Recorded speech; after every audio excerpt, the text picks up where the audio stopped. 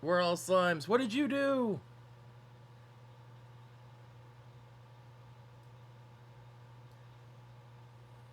Oh god, I forgot.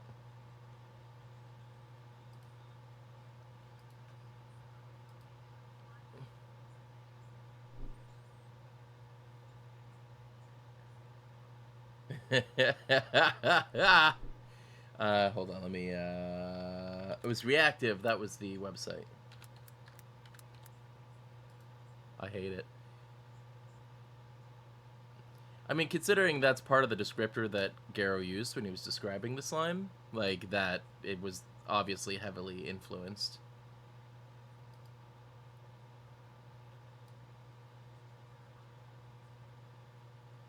Mm.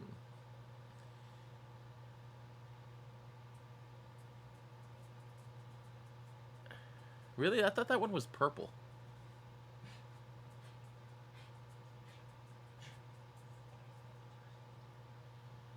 Oh yeah, vote for recap, guys.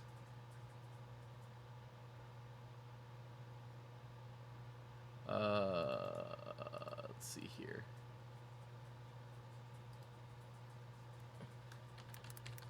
What, really? Oh, I think I know what's going on. Say something, you guys. Why is that not going through? I'm sorry, guys. Give me one moment. It should be going exporting to... No, they can hear me just fine. Because I'm special. You're not.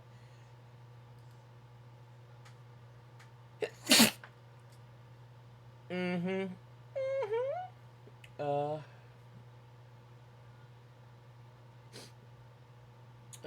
Voice chat. All right, I try. say some stuff. I reinstalled Windows and I basically took my computer, I unplugged everything and went through and was trying to figure out like why like high graphics games keep crashing on me, and that was and I also reinstalled Windows, and I think a bunch of my default audio devices got reset.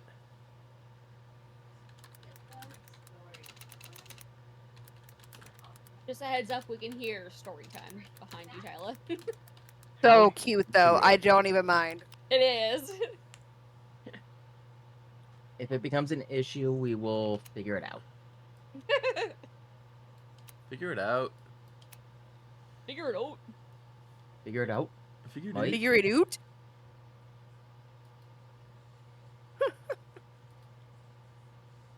I should probably... Vote for recap. Oh, Jesus Christ, that was so loud. Garrow over here swallowing the mic. Yeah, seriously. Just get over here. Oh no, I didn't like that. Oh, I got my pop filter all wet. Ew. You deserve it. God damn it.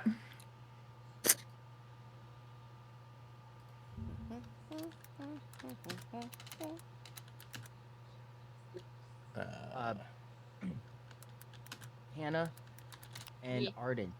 Yeah. At Phoenix Fan Fest yesterday, Lacey picked up a book that you two might find interesting. Oh yes, please tell. Yeah? Think of the movie Luca, Okay. where the two main characters become gay lovers. Ooh. Always down for a good love That story. should have been the way it was anyway. Honestly, so We were children. true.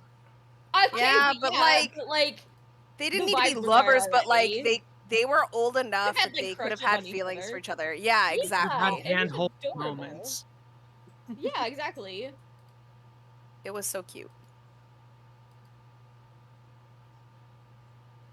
I like that. What was the book called?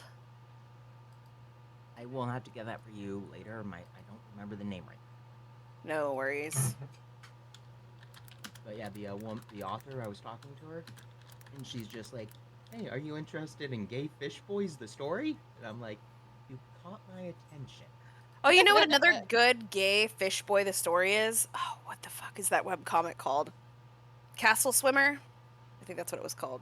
It's so cute. It's like mermaids, but like gay boys. And gives a little bit like Avatar feels because you have like this chosen one fish boy who's like got golden scales, and he's like destined to run around and like fulfill the prophecies of these different fish clans. And he basically doesn't have his own free will. Do we all? Do but- any of us? I know, but at some point he meets this little shark guy, and they kind of like get a crush on each other, and it's just really cute. It's super fun. I've been following it for a while. Let me make sure it's called Castle Swimmer. Hold on. I'm pretty sure that's what it's called. I can't wait to arm the wildlife.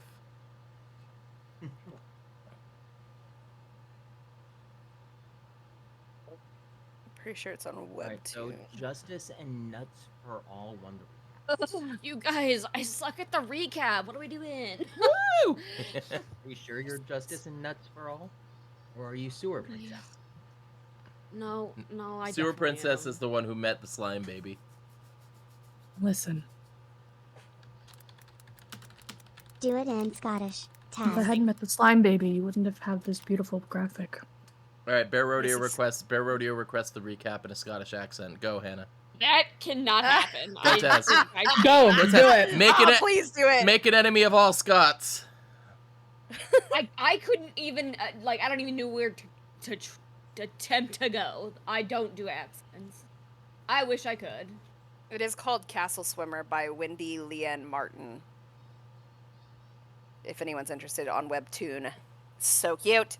Anyways, go ahead.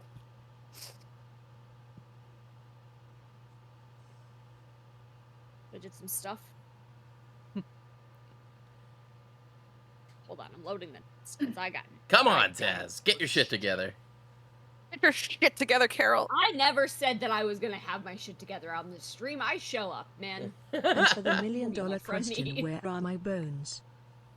Ian, you missed like last week. You missed it. That she found and like ate all of the bones, all of them. Oh, and she ate them. She ate them. They're inside of her now. No. The bones are inside of her. I didn't eat any bones yesterday. She is in the bone Athala zone. got boned. Athala got boned. Oh, She wishes she got boned, okay?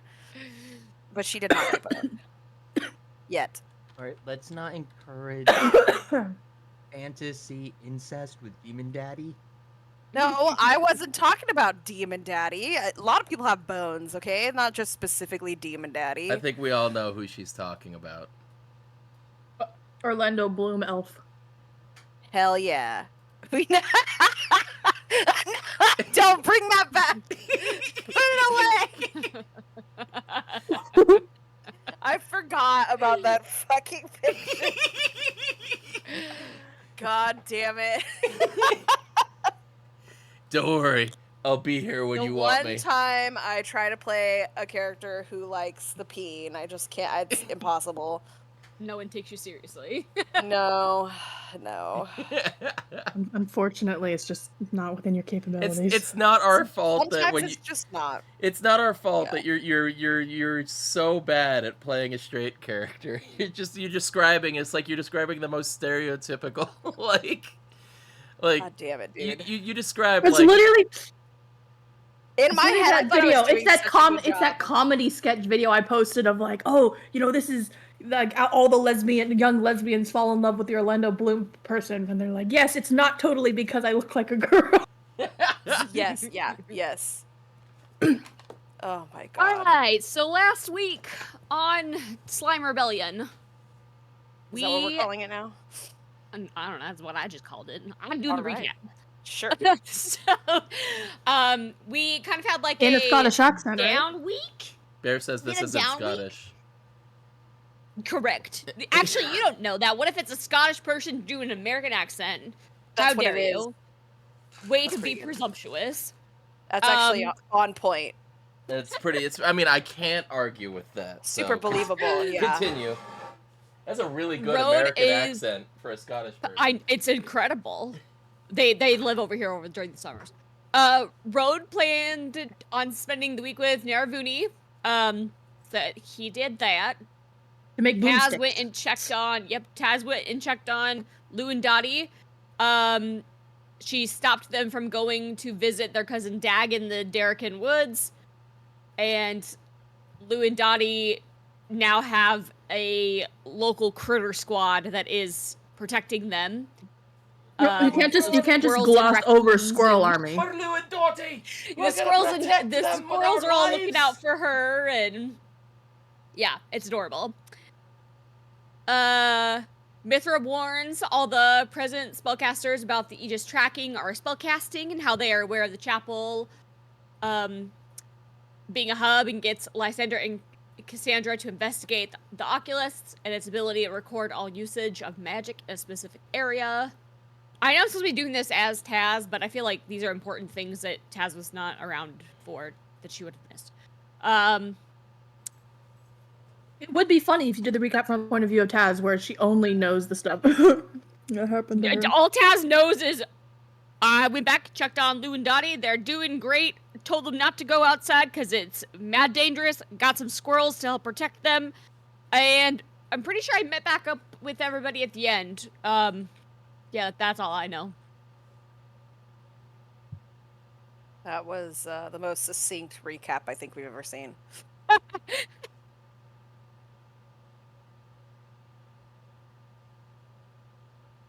Pretty sure we missed some stuff. Yeah. Did we? That's in here? That's all Taz knows.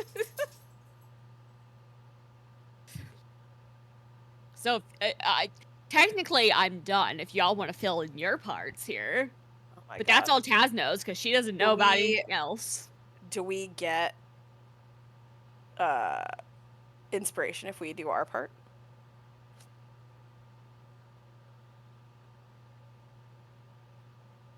I'm open to some democracy.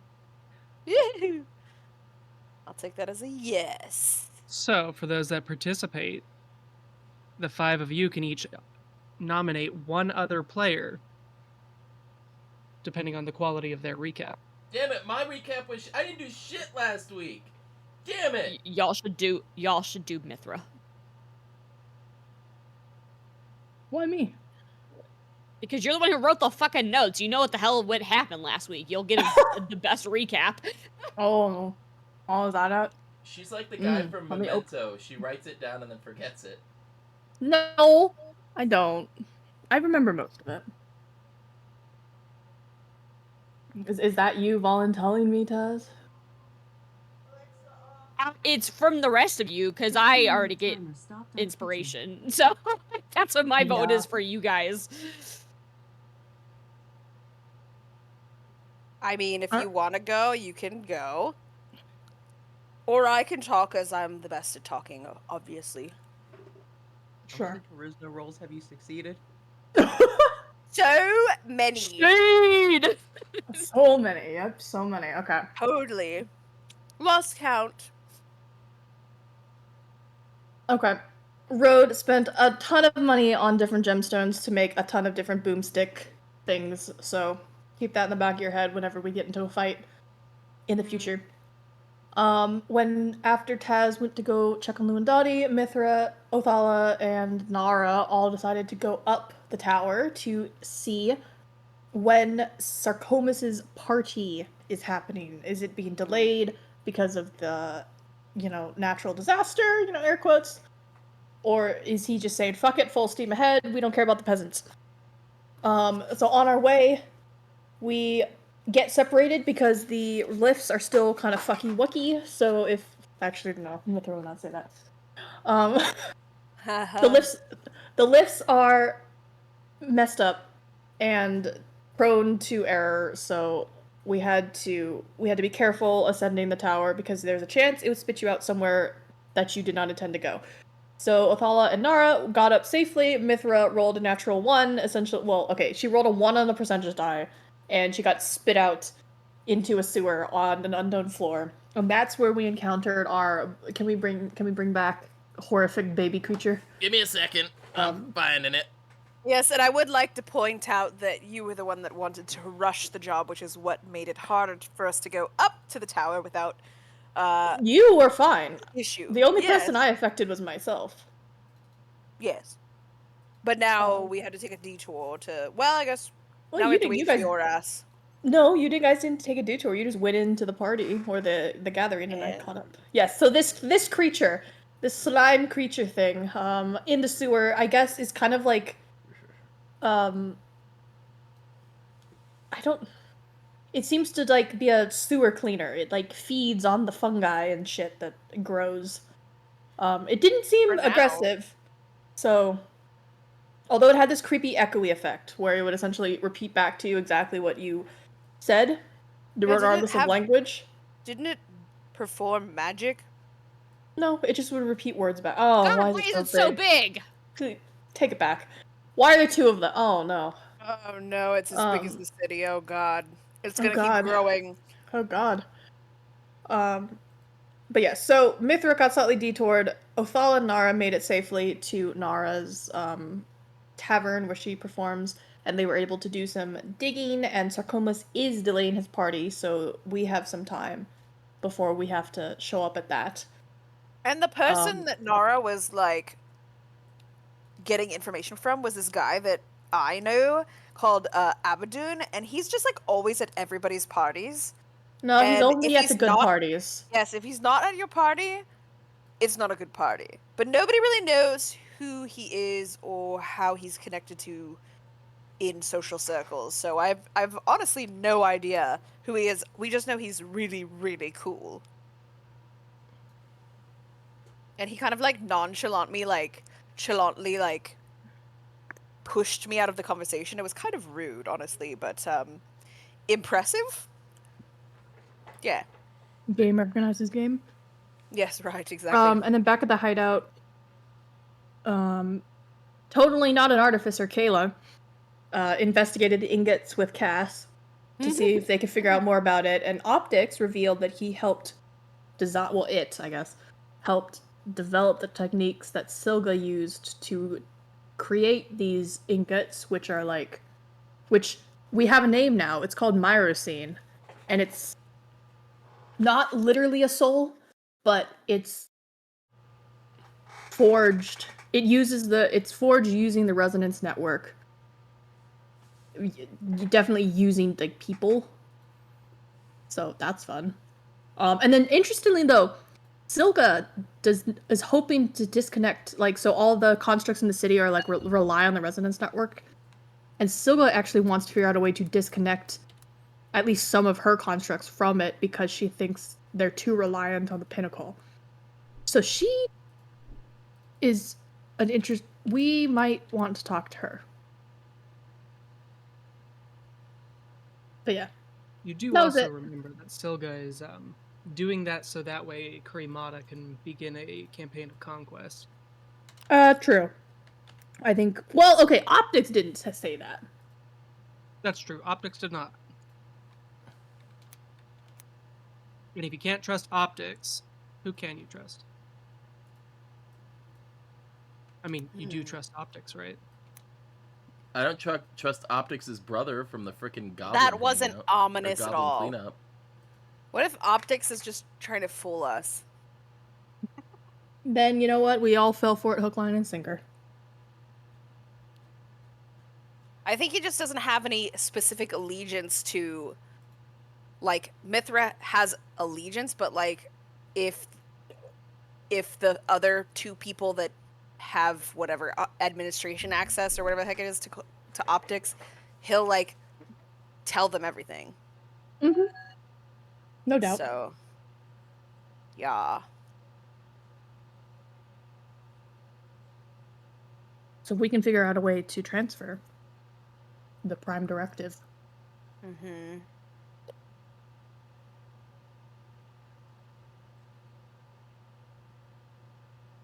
Yep. Garrel, the Anyways. floor is yours. Oh. Okay. Yeah. Cool. That was it. Mithra can So the have 5 of you. the inspo. There you go.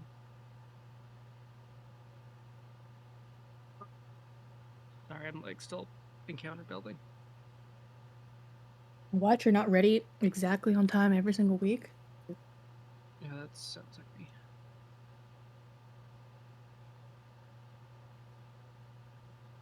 Okay.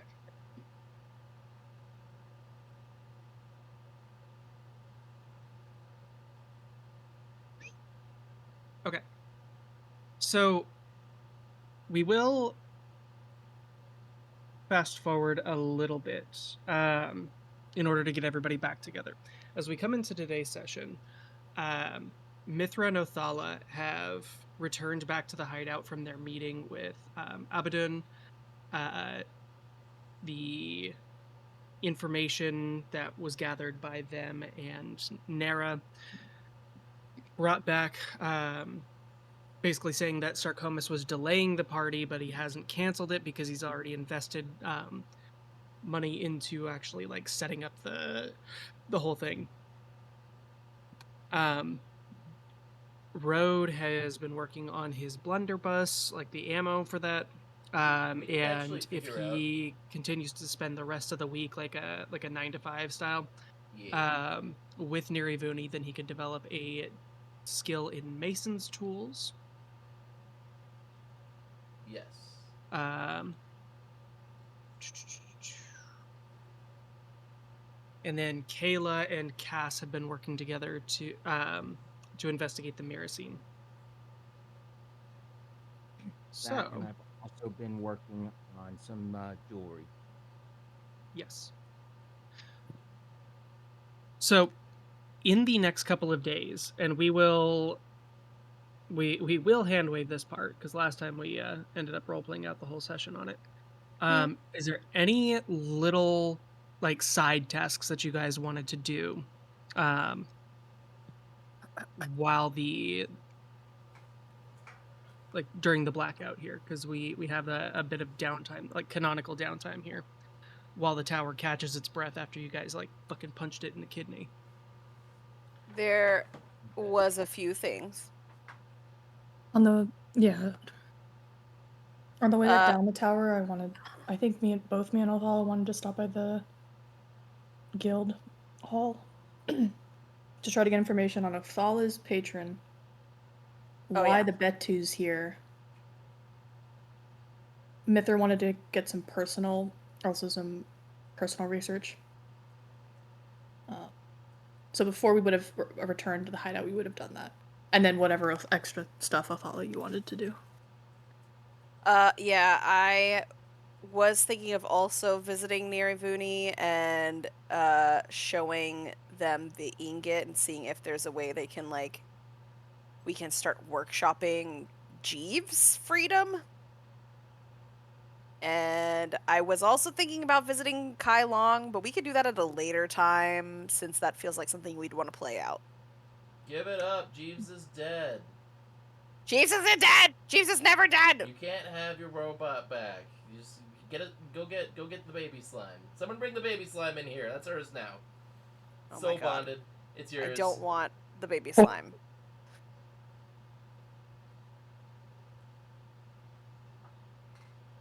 Okay.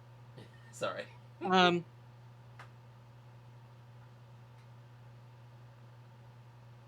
Would you say what you did or what you were doing, and I did not process it. I split my attention and did not give any of it to you, apparently. Love it. So you wanted to check in with Nirivuni about Jeeves, right? Yeah, but first we wanted to go to the library to see if Mithra and I wanted to go to the guild hall to see if we could find any info about the little demon thing, monkey thing, the Betu, and also about Zagoom. Okay. Let's call that a skill challenge. Since Mithra, you have paid your term, so you still have access to the library. No one's going to challenge you there, because you've not been like removed from the lists until you miss a term's like tuition. So go ahead and both of you make separate investigation checks. Hold on, are there any spells that we can do besides guidance that would help us with this? Bless? I don't have bless. Locate object. Oh, that'd be great if I had that too, wouldn't it? I have comprehend languages, which is helpful. I can cast as a ritual on myself. I have Okay. I also have locate object. But I could also guide myself to Yeah, so for this one, if you have something that you'd like to do that isn't necessarily designed for this, you can, like, persuade me on it. So, for, like, comprehend languages, if you want to burn a spell slot, since... Oh, no, wait, you have a Pact of the It's Totem, a don't you? yeah, it's a ritual. I could cast it as a ritual. Yeah, most warlocks don't do that, but you picked the book. You nerd. Haha. You didn't pick the pet or the cool-ass weapon, so... You know, which is, I really wanted to pick the cool ass weapon. I did. So, okay, yeah, go ahead and roll your investigation with advantage if you're using comprehend language to, like, go through ancient texts and stuff. Okay. Mithra, was there anything that you wanted to do to enhance your search? And which of you is investigating which thing? It's a good So thing for. if you're splitting up your homework, is what we're kind of discussing here. Mithra, was there something else besides the monkey that you wanted to look up?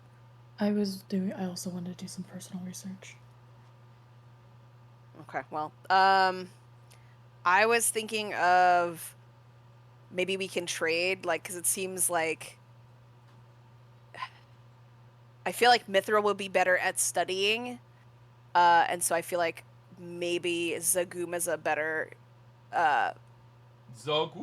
topic for her, and I can look up stuff about the monkey. Sure, But look up if the you're- location. See if you can find anything about the location. Okay. And I rolled a 19 for that. If I could try and figure out maybe more about why this monkey might be here and where the location of the vision that I saw, that Mithra also saw something similar, where that might be. Which should help me, which should be easier for me because I am also should be familiar with the Grimm family history, and also it's different warehouses and shit, so I might be able to, like, find that information faster than Mithra. So Anyone else just thinking of the And Grimm then show? Sorry. could I kind of twist, I don't know, locate object? I want, like, any tomes on archdevils, lists of archdevils. Sure. Okay, so go ahead and roll your investigation check. We will start with Othala's.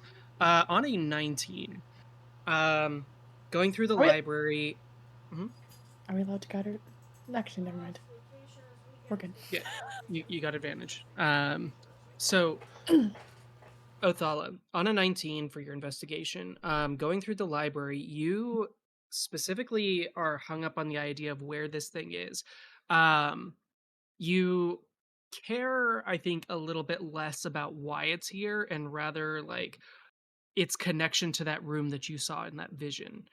And so you find yourself gravitating towards, like, maps and atlases of the tower. And pulling these out and comparing them one by one. On a 19, there's a primer. It's not quite a map. It's more like a almost like a tourist's guide of artistic stained glass in the tower. Particularly, like, the balconies and which floors are good places for iron workers and glass blowers to come and really enjoy the art of the city. And you're kind of flipping through that because in your Excuse me. or in Mithra's detailed description of the space, when she looked out past where the Betsu had run away, looking through the window, she did spot in the distance one of the lifts, active lift, and one of the balconies, one of the openings to the outside world. And so you start, like, kind of drifting through, and you find some... it twicks in your memory. Not really because you have, like, a solid grasp on it, but just kind of like one of those back of the mind things. But you see this, like, image of one of the stained glass windows. This depiction of Joaquin, of the tradeswoman, the She's a barterer phoenix! herself. Sorry. And I'm sorry. The reason why this kind of like stuck out to you is because this is somebody who ostensibly like your family kind of pays face to, um, this goddess of mercantilism. Mhm. And this depiction, this like woman paying out coins, twixt like one of those little like childlike like core memory type things. And you're like, oh shit, I think I've been there before. And it starts to fall into place. This is a spot low in the tower that when you were a child, your mom brought you to. Uh, and you were so excited because you had never really been into the lower floors before. And when you had stepped off the lift and saw that like depiction, that stained glass window of Joaquin, it really, really like embedded itself in your memory. And in this like tourist primer, it says so it has this one listed on floor 38, and then in parentheses, since removed. Ooh. What did you do? Ooh. Ooh. Ooh. Shit. What did you Wait. do? What did you do, Azalea? Nothing was. Hold on, please. So Garrow, there was Well- a floor that got erased by the satrap of architecture or whatever. Is that floor 30? Was that floor 38? Was that was one something? Do you remember? There was like a few different floors. Huh?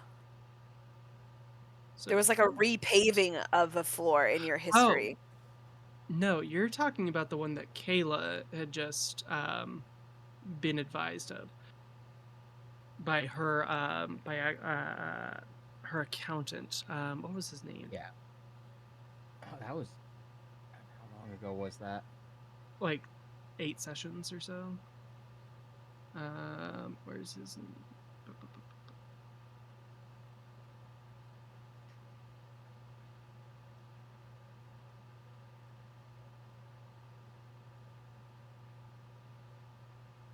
I could have sworn there was like a.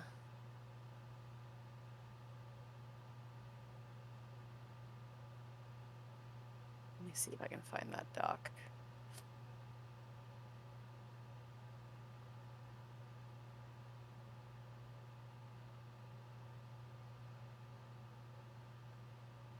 Do. Oh, so floor 11 is the one that Kayla was advised of.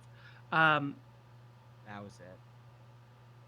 So Floor 38 11. is where you were taken. And the note in this book in this travel guide is like an artist's rendition, saying that this stained glass window has since been removed. Oh, the window has been removed. Okay. Yes. Damn. Okay. So I thought you were talking gives- about the floor itself, and I thought you were talking about the floor 81, which was I was thinking of the Satrap of Stones when he renovated floor 81 and kicked a bunch of people out. That's what I thought you were talking about. Sorry. Okay, no, so the stained glass has been removed. Do I remember anything about like why that, or can I find out why it was removed? that's not present in this volume, but you do Okay. have a lead. Okay, so I know it's on floor. What did you say, 31? So 38 is where you can start looking 38. for it. Okay. Cool. I will let Mithra know that floor 38 looks really promising. And then Mithra, your investigation on Zagum. 26. 26. Shit, son. So I knew I did a good job trusting you with that one. yes, just what information are you looking for? Like what is, because like just saying I want to know about this archdevil is pretty broad. Right. And so like that kind of a statement may lead you down like some old like fairy tales. Some of it may be like religious histories. Some of it may be like accountings of the battles of the in the hells, like the blood war. in the between the demons and the devils. Um, I'm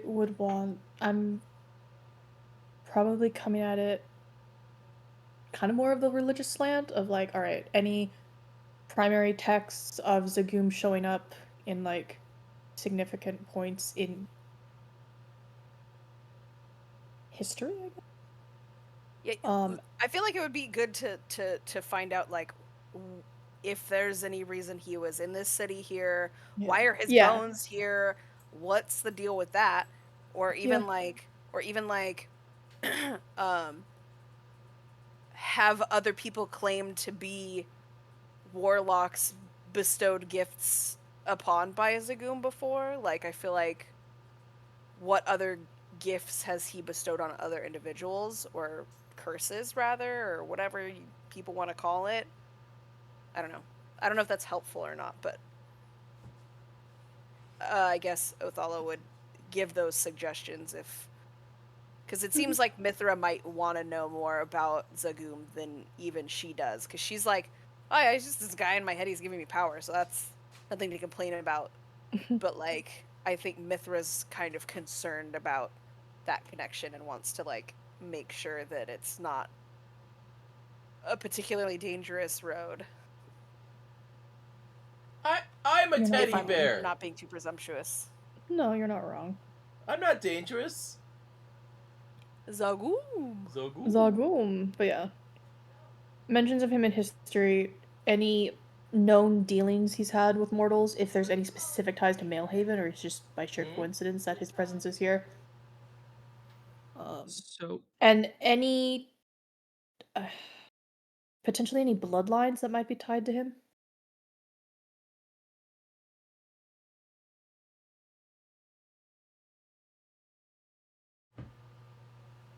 Wait, what was If you're saying anything, I can't hear it. I'm thinking. Fair enough. He's gotta make this So- shit up off as he goes, you know? Just kidding.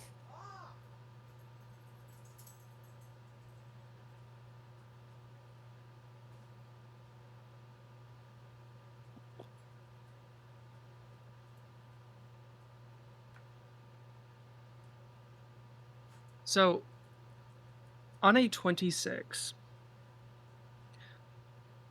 you're very familiar with these libraries. This and when you head in, you kind of like look for an index, and any sort of mention, you go straight to religion, subheading the lower planes, subheading hells, subheading devils, subheading archdevils, and find Zagoom. There's a few mentions of him in the library, but like a lot of it is almost, this is not the right word that I'm looking for, but it's like a bestiary, like a list of the generals of the lower hells. Nothing that seems super substantive. You spend a couple of hours here, and skim through those volumes, finding nothing really of relevance. Like you find these old dusty histories that talk about like the really fucking ancient days, before the forging of the world, before the material plane became what it was, before the continent of Amethil was formed, before the Titans themselves grew from the support of all the life and the magic of the continents that they represent. Before all of that, there were the heavens, the hells, and Mechanus and Limbo. So the prime planes outside of the material. But you do find a book, this Incunabulum of Silver Truths, which is this text, from and like there's a little piece of like, not a sticky note, but like a microfilm type thing, like a bit of paper that's tucked into it that gives a history of the text. And because you as a student have access to these, like, I want to say restricted section of the library, but that's not the right vibe of what I'm going for. But basically, you can check out, Additional like, the resources. yeah, you can like check out the rare tomes, whereas the general public wouldn't necessarily have access. So you like go into this space and you prestidigitate yourself to keep any sort of contaminants that you may have brought in off before going to these really really old books like from the ages of the Tellurian sages. So these thousands of year old volumes. And so there's this book that the insert says that this text was censored by the Church of Tyr. So all extant copies were intended to be destroyed. And this one was held back for purposes of knowing the enemy in hells, to be only accessed by approved spellcasters and particularly clerics, to like restrict the information that the people who could do mischief could do. So the only mention that you find of Zagum in this tome is this snippet that says, of the 9 generals who turned from truth and marched into the pit, none were more duplicitous than Zagum the Pale. He who spun lies into prophecy, riddled the tongues of kings with double meanings, and built cathedrals to gods that never were. When the flames of Nessus fell quiet for a day and a night, it was said that Zagum vanished from the court of Asmodeus, leaving behind only a Cheshire grin, a sealed scroll, and his hollow ribcage still twitching with deception. And there are those who whisper, his bones fell upward when he fell, not down, to a place of order that he once deigned to corrupt. Ooh.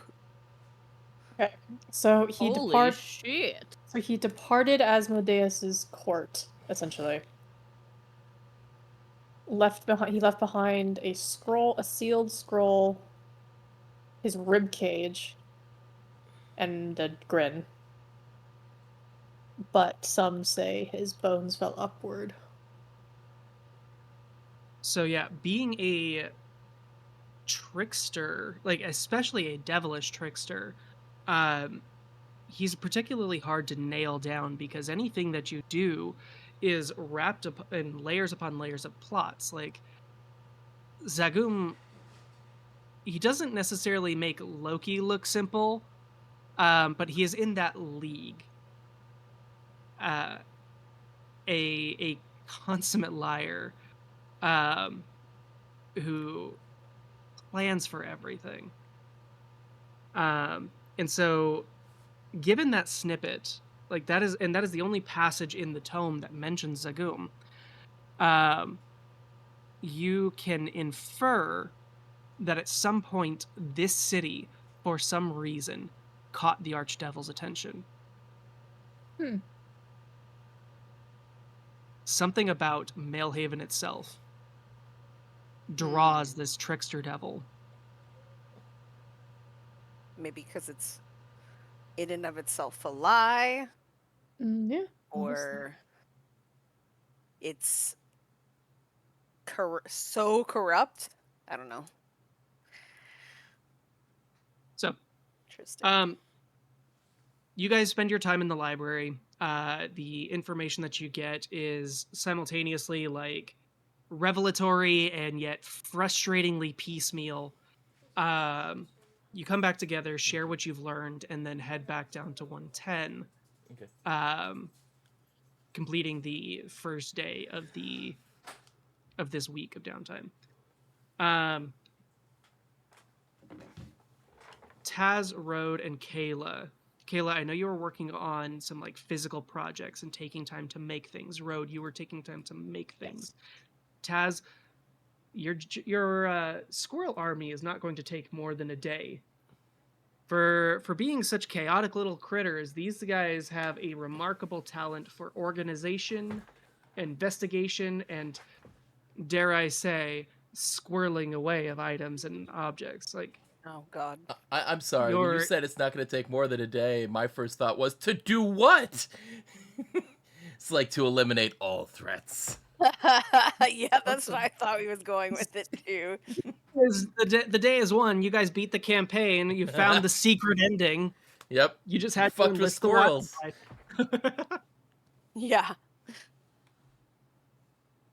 So Taz, you're the one who at this moment doesn't really have an agenda. So what would you have done with your downtime?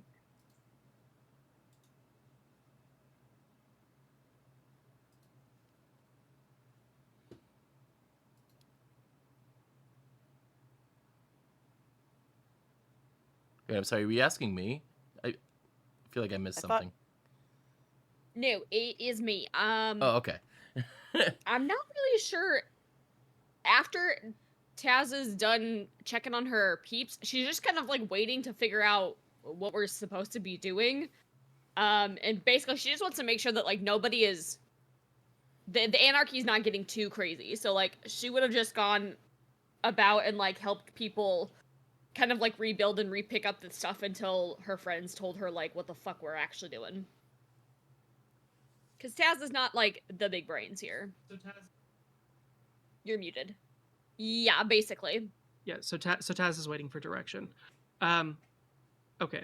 So if any of you would like to enlist Taz's aid in a plot, you could come to her at any point.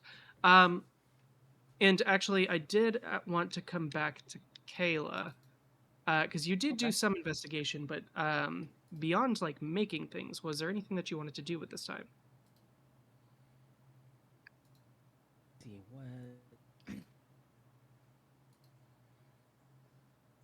I'm gonna just spoiler it here for you in a little bit. At the end of this Yeah. time, like you're going to be handed another quest, so this is your chance to like do things that are of your own Yeah. like volition. All right. Which for what? I'm gonna. After a while of just crafting, I do want to go down to. I'm trying to remember which floor it was.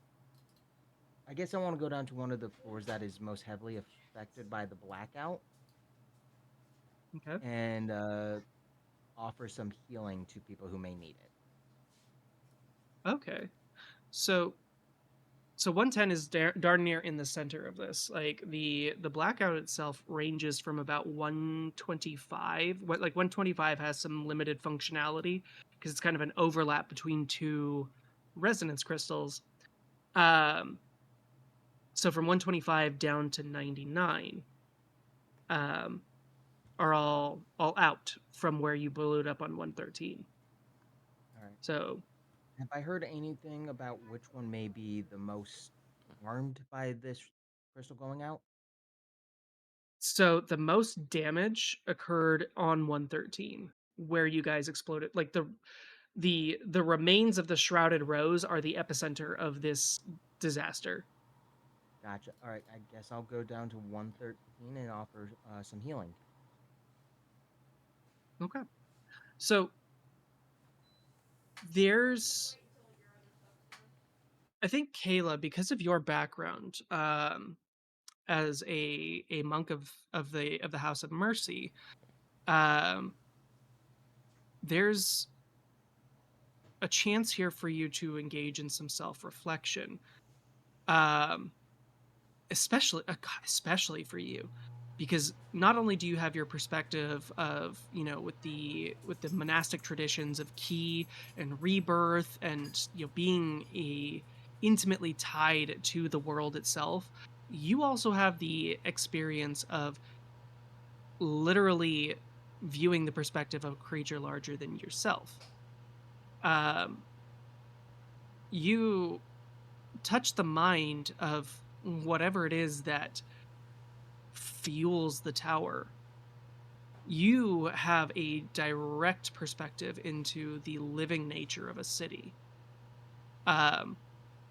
So what do you think about, and like what do you like consider as you are moving through the injured and the affected, spending time treating injuries, or treating like broken bones and bruises, and helping to like build shelters.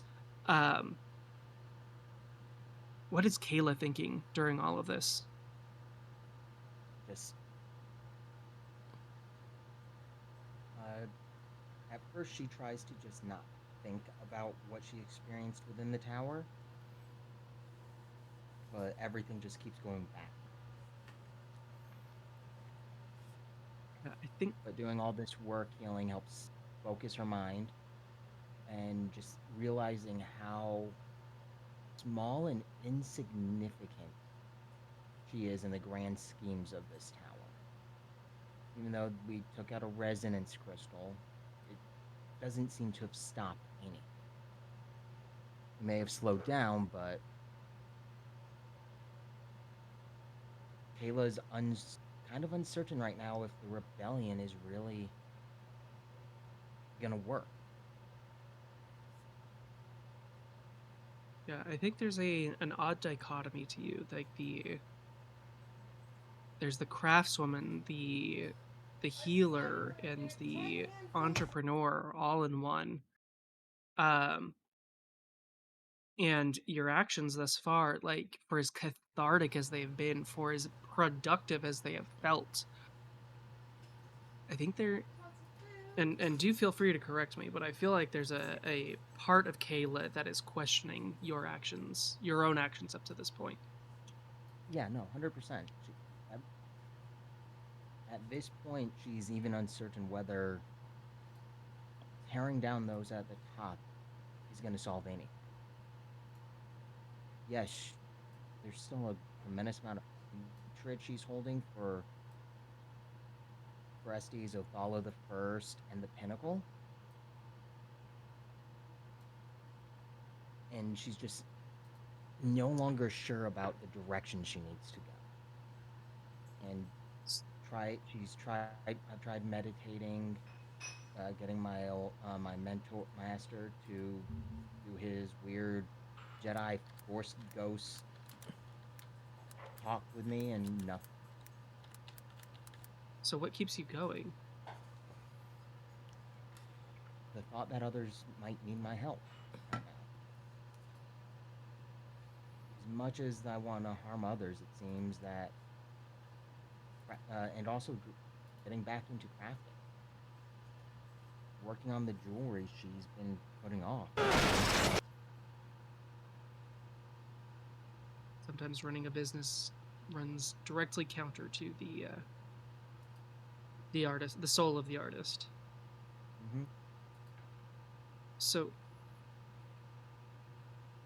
is there anyone that you would like to talk to specifically in your time? Any of your like comrades, any of your like past associates, or is this a more introspective and meditative step in Kayla's journey? I think right now it needs to be more introspective. She's not ready to voice any of these things just yet. Because she's uncertain of everything. The only thing that she knows for sure is she needs to be making jewelry. She needs to be at the center of crafting. And she's fallen away from it, whether it was from running the business, was losing it, losing her mother, joining this rebellion, or any number of other things that got in the way of what she originally fell in love with. Basically, since the day that Kayla lost her mom, she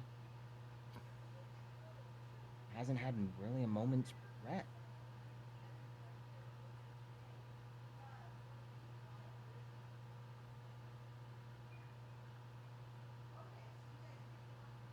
So taking this moment for a spot of I don't know that Kayla believes in karma, but she does believe in, I think, centering herself in the life, not in the lives of others, but like among the life of others. Yeah. To be connected to the world by your relationship to other people. And so you have a day or so here in the middle of this week where you traverse the darkened floors and remind yourself what it is that you are specifically fighting for. And They're worth fighting for. Sorry. exactly. So as Kayla wanders the tower, doing good deeds and reminding herself that she is more than just the pent-up rage from the injustices that she's suffered.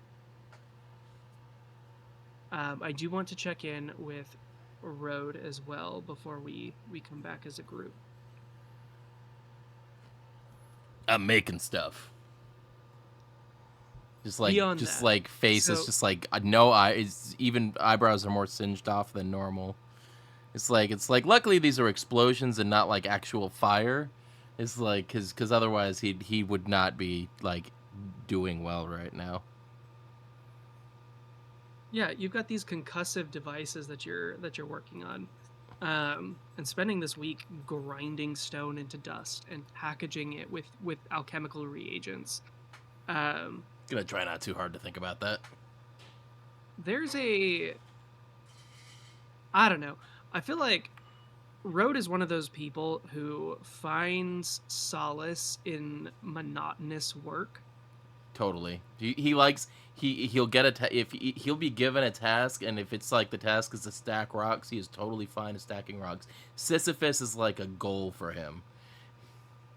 He's like, I'll push a rock up a hill. I don't care. Yeah, You want me to push this rock up a hill? I'll do it. He's definitely the type to thrive when given a task that does not require much critical thought. Exactly.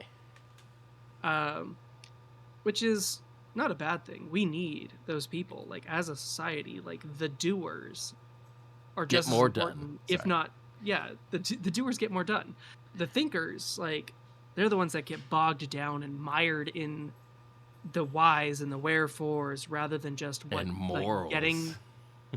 Yeah, to evoke the bard Geoffrey what was his name? The Blue Collar Comedy Tour. Which one? I was gonna say Jeff Dunham, but that's the wrong one. Bill Engvall. Are you talking about Larry the Cable Guy? Bill Engvall, Ron Larry the White? Cable Guy to Okay. Get Her Done. Get her done. Not saying I to spent a evoke lot the of time bard. watching Blue Collar Comedy Tour as a child, but you know, I've seen all of them and went live at one Yep. point or another. So yeah, evoking the bard Larry. Yeah, you really find yourself when you are getting her done. Getting her done. Uh, Get her done. Seeing a mundane task done well is a unique kind of satisfaction. I love the idea. I love the thought because you sounded like you were slipping into a southern like redneck. He's like just thinking about it is putting your accent on that side of the spectrum. Right. Yeah. I try to channel each of you. And apparently Road is like from Kentucky in my mind. Oh my gosh. Nice. So beyond that, beyond your time, like you're doing your labors, you have downtime because like Niravuni does kick you out from point to point when he has his own things going on, when he wants to work on projects, or if he has to like meet with another like pupil of his. And you at some point do realize that Mithra is not the only protege that Niravuni has. Mithra just fills a very specific like interest or niche that Niravuni like it's a hobby horse for him. This temporal mess that he's digging into with her. But there's also this like Azamar kid who shows up and who's really interested in like telekinetic flow and moving things through the ether, like the power of the mind. And there's part of you that's like, huh, you have to think about that. Yeah. Suckers. Yeah, he's like developing his psionic abilities, these very fledgling bits of himself, and Niravuni's like, yeah, like that's just interesting. But yeah, when other people show up, Niravuni's like, all right, time to get out, 'cause to do. Mm-hmm. He tries to keep his. Niravuni's very good at compartmentalization. We'll say it that way. Sure. So in your downtime, Road, what do you do? Who do you talk to? Where do you go?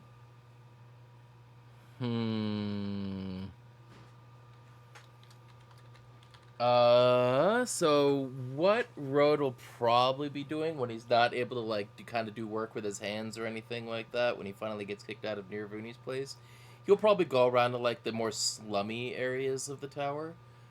Uh, and he'll, like, find people who are especially in, like, people who are, like, begging for money, but, like, those who are actually, like, look like they've got a sunken look to them, like they're actually very skinny or emaciated or need the food, and he's gonna probably start handing out, like, bits of electrum to people who seem to need it.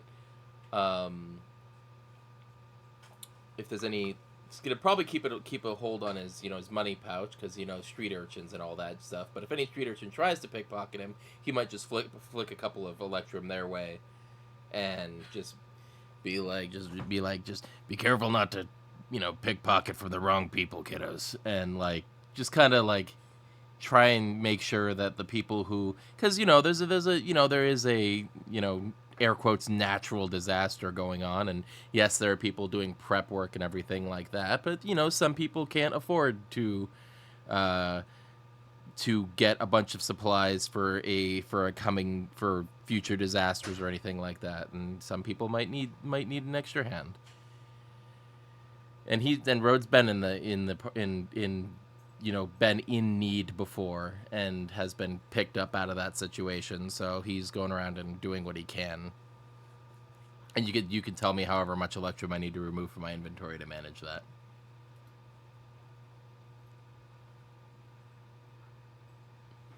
I think you've had no more than, like, a dozen or so encounters. And, like, up to your judgment, however much of that you think would be beneficial to redistribute throughout space.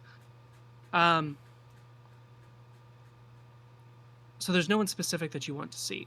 This is just a being in the moment and like experiencing life back with your people. Yeah, if he has to go back to, like, if he goes back to the hideout, like, the hideout pretty much has, like, the only people he, like, knows and cares about, like, that are left in the world.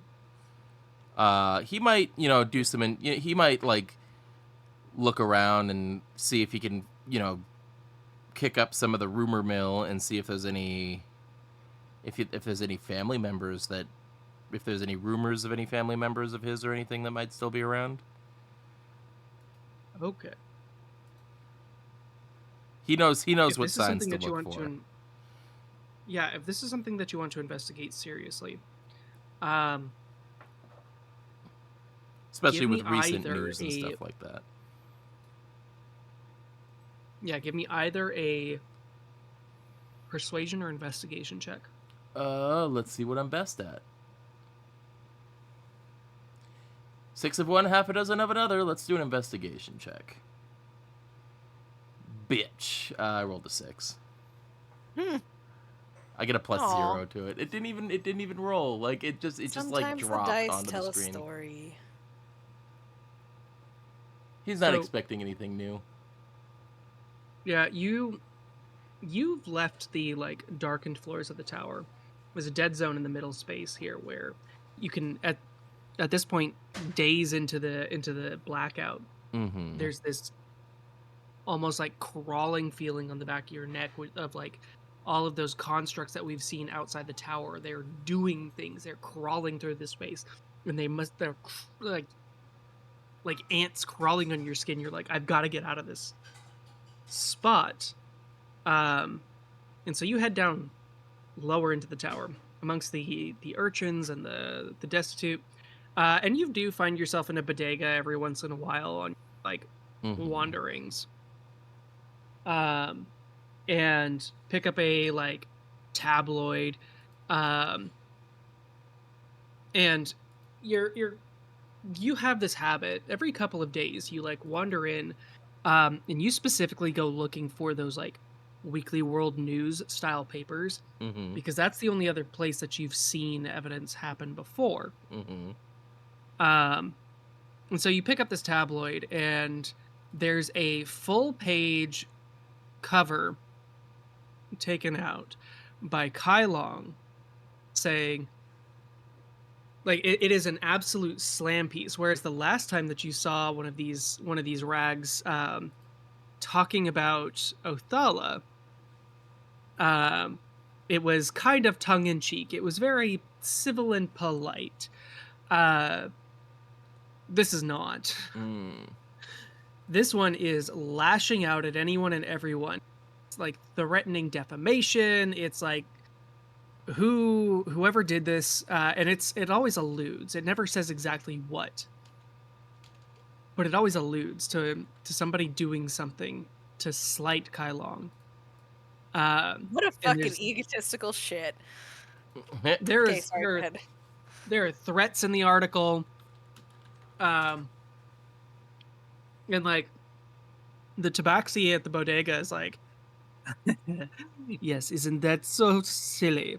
The dragon likes to dish out all of the slime and cannot take any of it back himself. It's poetic. But yeah, you don't find any of like the specific information that you're looking for. It's just the wider world moves on. Okay. Cool. Kind of. God, I gotta get him back. I gotta get him back. What a shithead. So Sounds good. Good to know. That's what I'll do for in my time. We also, I don't think we ever figured out like exactly how much I was able to make with the. I think you were probably going to give me a number at the end of the week. at the end of the week. Yeah, we'll figure it out at the end of the week. It's fine. Yeah. Cool. Cool. Okay. So 8 days go by. Each of you kind of attending to your various tasks, checking in with each other. Your whole group has made a point of meeting back up for a midday meal throughout this whole thing. And usually people, other members of the coalition will like show up for parts of it. Corin has shown up on 2 occasions. Nera, Lysander,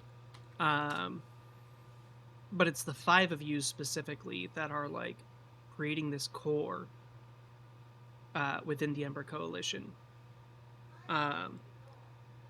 The other person who is here for all of these, who only sometimes participates,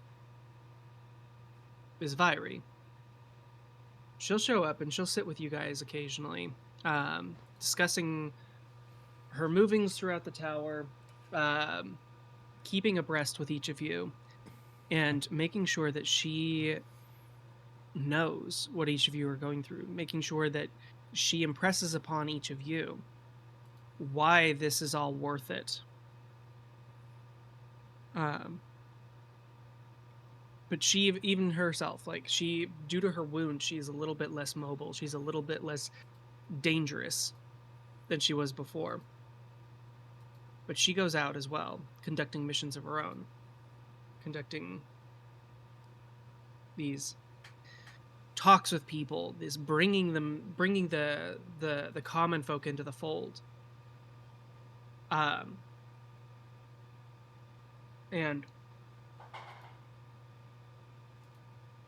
each of you at one point or another during this week, have gone out with Vyri in the evenings, where she moves throughout the darkened parts of the tower with her cloak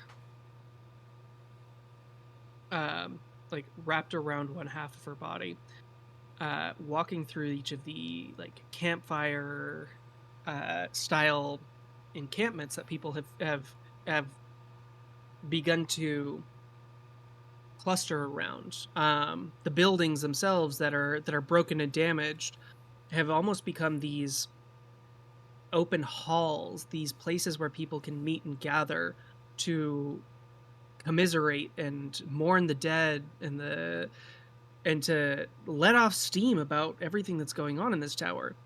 And at no point has anybody ever implicated the 5 of you in the destruction that has happened. 8 days have gone by this way. The headquarters itself never seems to sleep. Each member of the coalition works their networks, reaching out to cousins who used to smuggle medicine, friends with access to restricted lifts, old factory unions, and secret spellbook clubs. Acrophy has folded into this dynamic seamlessly. This half-orc with the spear wound in his gut, working to coordinate and hide every newcomer that enters into the darkened space in the middle of the tower. People from elsewhere are beginning to seek out this dimmed place, this freedom in the center of oppression. The blacked out floors have become arteries of movement, with refugees slipping between and through alleyways into abandoned residences. Blacksmiths, medics, and disenfranchised clerics volunteer their skills. Symbols of the tower are painted over. Banners are stitched in secret. Kids pass messages with chalk glyphs and hand signs. And in the blackout, Maelhaven's heart starts to beat again. 8 days after the destruction of the resonance crystal, you guys are gathered for your midday meal in the Ember Coalition headquarters. Vyri gathers everybody together, the party and a few trusted captains, around a table of scavenged tower schematics, lit by sputtering lantern light. She looks to each of you in turn and says, I wrote it down. We've been rats in the walls long enough. It's time we made the tower look over its shoulder. I've got a mission for you. Floor 111 has a sealed Aegis fort called the Iron Spoke. I want you to clear it, take it, and hold it. I spent... that's last week. Floors 99 through 125 are blind, and the basekeepers are down. I'm not sure what's keeping the stone from getting everything functional again, but in the meantime, it's good for us. That means for the first time in a decade, the Aegis can't see us move. And she taps a spot on a floor plan. 3 floors circled in red ink. If we take this place, this Iron Spoke, they'll throw mages and meat at us. The knights are tough, but they're used to fighting with constructs at their back. This time, we have a chance to take the fight to them, while the lights are still out, and we make the people see that the tower bleeds. She pauses and leans in. I want a stronghold. Not just a hideout. A place in the open where people can come, speak, and be safe. It's time we carve that space out from the blackout zone and hold it. This will be our first act of defiance that does not hide in the dark. Are you up to this? God, I've been waiting for someone to say that we need an upgrade. This place is too cozy, if you ask me. Weren't you the one that like pushed a bunch of beds together because you couldn't sleep on just one when we first got here? Yes, exactly. We need a bigger place. This is too small. Oh, I thought you meant too cozy, like too comfortable. Never No, mind. it's too cozy. Like I was trying to lessen the blow of calling this place a shithole. Okay. Well, This is you all didn't not do a good for job. us. Now apparently I didn't, but Do better. yes, I'm all Be better. for This- securing a nicer home. This isn't for us. This home isn't for us. This is for everyone else. This is so they know that they can come and have a space to come to. Absolutely, it's time for us to stop hiding. Vyri? Pretty sure we'll still I be do hiding. have a question. Hey, Kayla, speak your mind. Will this endeavor harm any of the citizens? Because there's a lot of them that are still hurting from what we did before. and I just want to make sure we won't be harming any more of them right now. No, this place has been abandoned. It was shut down years ago when they got the lifts working. Its intended purpose is no longer. There's no point to it. So they just left it to rot on 111. Just a single floor above us. And in that, there's no one there that's going to bemoan its loss. All right. And one more thing. I don't know if this is overstepping myself right here in this place, but I think there's more that the Embers could do to help the civilians who've lost them. It would allow us to gain the populace on our side without causing them too much more distress. Okay, speak your mind. This dilly-dallying is not going to help, so... I was on 113 this past week for a while, and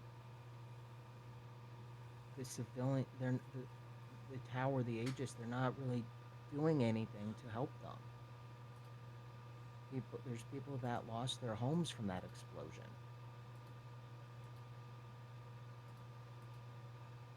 And I feel we could maybe be doing something more. I'd also like to get people back into their homes. I hear you. Both of you. This is something that we should keep at top of mind. And I think that this Iron Spoke plan will contribute to that. It gives the Aegis a target that's not going to be the common folk of the tower. It's going to put... And as frightening as this is to me personally, in addition to, I'm sure, the rest of you, it's going to put a hell of a fucking target on our backs. I know that we've gotten away with a lot so far, and they've not known who we are. But if we do this, this is ground we have to hold. Which means that they know where to find us.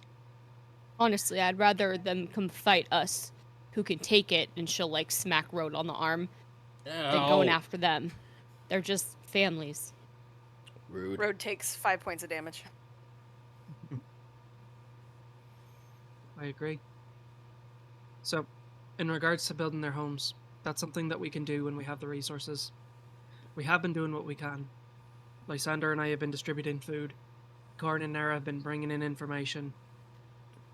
And your friends, the Broadgills, have really stepped up to the challenge. The who? Tom and Boy have been sending in supplies for the last few days. Yeah, remember Boy? Oh my god! I love... They're good people. Oh my fucking, they're great. Oh, fuck. Clearly their lives and livelihoods are higher in the tower. And they can't exactly bring their farmland off of 118. But they can support us.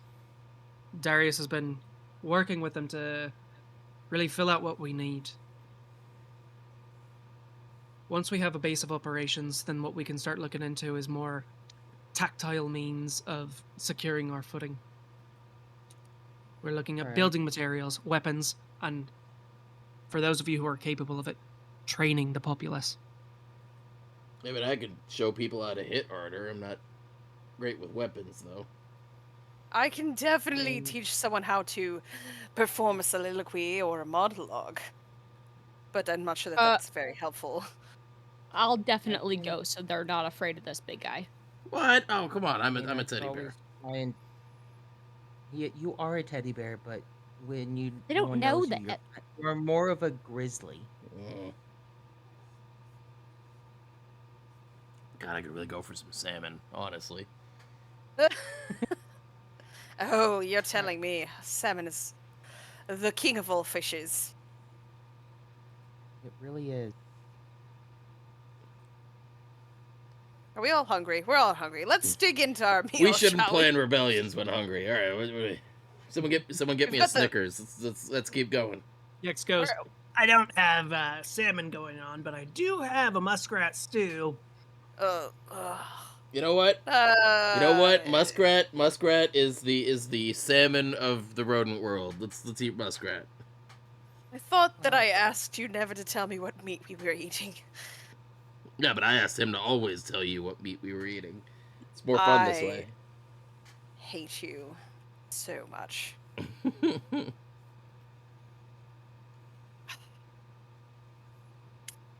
Right, anyway, yes, we should do something about this. So what do we Okay. need? How do we get the resources to help build things back? And I what think we Besides, just have to obviously, does he taking the have? tower. We just bust in Also- and take it, right? Also, are there like blueprints to this iron spokes, or is that something that we might be able to find?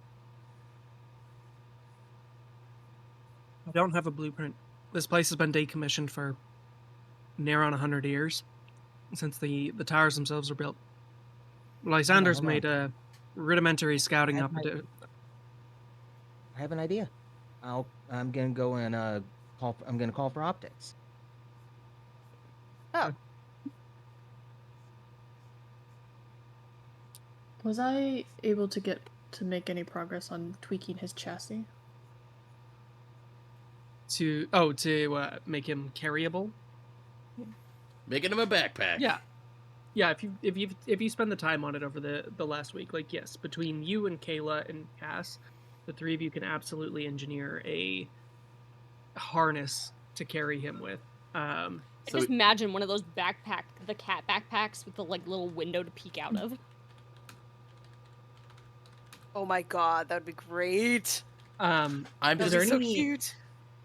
I'm just imagining BD1. Yeah, that too. So, Mithra, given the time and given the resources, is there any specific changes that you were trying to make to optics, like physiology? Not so much as physiology, but more I would be interested in trying to get with Kayla and Cass and seeing if we could figure out At his the same time, ambitious. innards. Like why does certain people have certain accesses higher than others? But sorry, So- the only reason I mentioned any of this is if Kayla's calling for optics. Yeah. So we can do a little bit of exposition Optics here. might already be there because I might be like testing out the harness, so I'm just like wearing him around the hideout. It's either Yeah, that or he's just so- in a baby Bjorn. Just straight up baby Bjorn. Do it. So all of these are just as true as each other. To do a little bit of exposition, though, if the three of you have spent a good portion of this week, like intermittently working with this tiny construct, his form, his body is somewhat modular.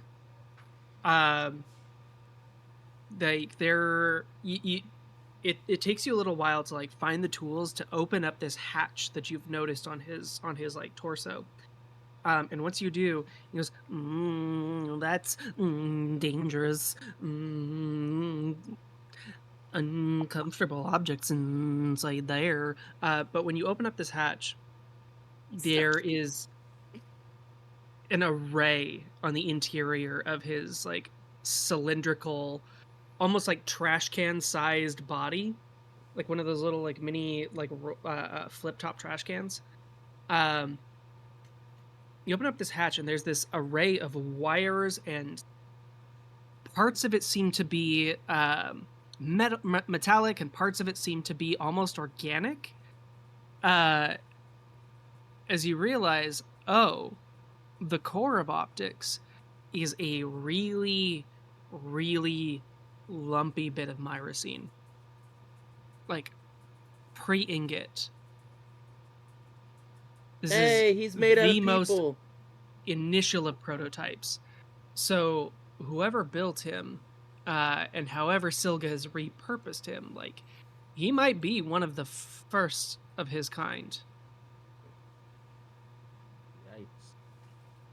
Interesting.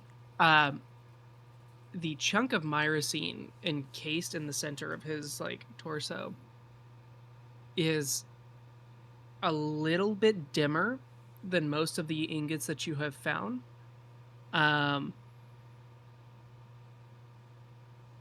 But who knows how long he's had it. If you were to ask him, he would go, I'm not sure. Time doesn't pass very consistently 7 in days. the dark. Sorry. So,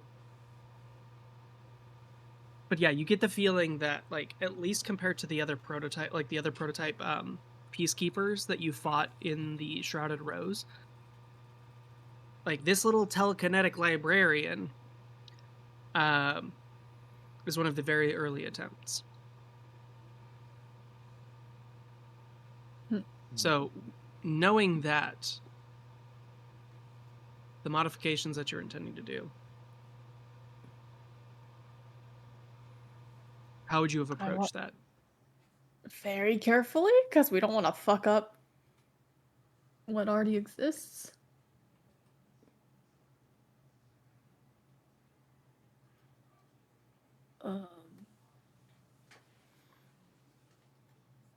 Okay, so you said we revealed the chunk of myrcene in him. Would he know, like, is that replaceable? Does he know, is there like, will he need to be recharged at some point? Will that need to be replaced at some point? It's an intriguing question. I came into being as I am now. I am not like you who start off small and grow. I just am what I am. I did not realize that was there.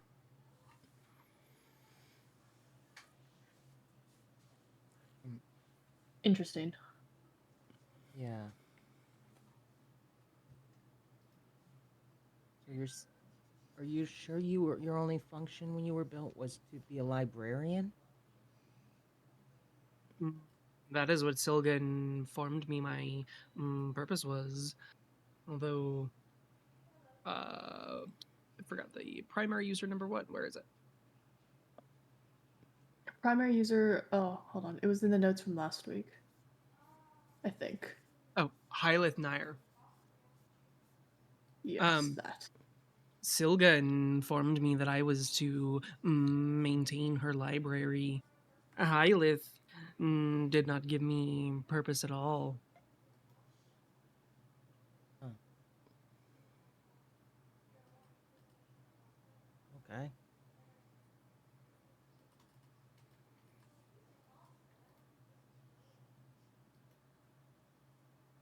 I understood myself to be just an experiment until Silga told me what to do and gave me a task to do. Test it out by hitting it with a rock.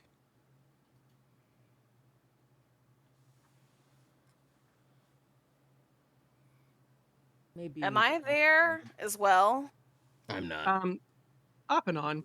Like this would have been happening over the course of the week. I feel like if she'd noticed that ingot stuff was inside powering optics, she would have asked optics if he had memories from before he became optics, or if he knew anything about, I don't know. What is a soul, honestly? Yeah, exactly. Like I'm kind of trying to like prod and see if like that ingot material has residual memory or So- whatever, kind of like how that slime had She's part trying to of give him a mental personality. breakdown. Yeah. So you do well, Kayla was there. Kayla recalls. Optics said that Myrocene remembers what it was like to be alive. Hmm. So if you dig into this, like Optics will tell you, I remember the tastes and smells and sounds of things, but I do not know more. Interesting. So you don't remember who you used to be? That is a mystery. I understand Science Theater intellectually 3000. now that I know what's inside. That I must be formed from the deaths of others. What would you say if you think about food that you might have used to eat? What would you say sounds like it tastes the best? Like, do you have a favorite food from before? Salty What are the things and sweet things and sometimes umami. Mommy. Is umami an uncommon flavor in the city? Probably not, huh? Umami No, is this more is of one of like the most a. advanced. Sorry, go ahead. Yeah, it's savory. I don't Yeah, know, just maybe I thought like I could ask him questions about who his likes and dislikes and flavors or scents or experiences, and maybe we could figure out who he was, if he was anyone significant or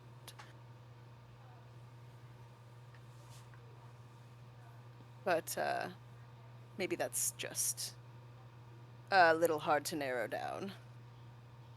Anything out of the yes. ordinary that you feel like no one in Maelhaven feels? Any strange likes, dislikes? I think I liked flowers. That's not necessarily Mm, strange. Flowers always gave me a sense of joy. That's really sweet. A favorite flower? I'm particularly partial to lilacs. So you. Hmm. That's not also out of the ordinary, I suppose.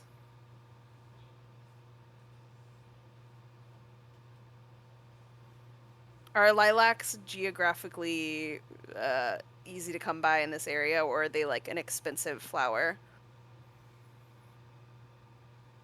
Uh,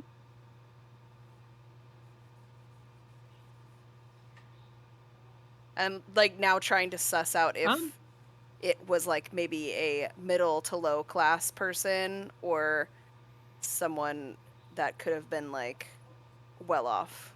Those of you who had read my so book would know that my favorite color Actually, is they're probably not lilac. going to use the wealthy and those well off. Well, maybe they'll use you now, but for the most part, they're probably only going to use the poor for these soul crystal I mean, nuggets. yes, but also if there was anyone who stood in the way of this project going off, or maybe found out too much or knew too much, I feel like that's indiscriminatory at this point. He knew And so I'm just too much. trying to figure out. I don't know. so Anyways, this particular spot on the Mary Orkin, like outside of Maelhaven, it is almost Mediterranean in climate, whereas lilacs tend to grow a little bit more temperate. So like they are shipped in. Mediterranean, Um, you say? I have an idea. We should invite all three of Optics' possible dads to his wedding, and there'll be a bunch of singing and dancing. And sorry, Is that how that I works? just I saw Mamma Mia. I second. just saw Mamma Mia last Oh. weekend. I Was it was for like, her my first big fat time? Greek wedding? What? No, it was No, I knew exactly where you were going with that. I knew. Oh, that was great. Mamma Mia. Here I go. Sorry, I have a pass at Gamage, and it was in town last week, so it was great. Yeah. Very fun. Yeah. There might even be a dancing. Love a good ABBA. So yeah. There was a question in the middle there that I missed. Lilacs or temperate? Like, is it something that would Maelhaven's indicate Mediterranean. that they were Um, highborn or? Oh, you made a comment about the pour being used. Yeah. And Optics would have piped up, the silent protocol favors spellcasters. It's far more efficient to distill myrcene from spellcasters, regardless of wealth. Oh shit. Hmm. Nah, you're all fucked, What even else? the riches. Oh, what else can you tell us about the silent protocol? I know Yeah, that that we was my are. next question. Yeah, I know that we are tracking spellcasters to see who will be the most efficient source of myrcene. That's why they're doing it? Oh, shit. Do you know why they're collecting myrcene? Silga speaks sometimes about world domination, but her tone is derisive. Hmm. Optics. It is scathing almost. I led to understand that she does not believe, but she believes in Korimata.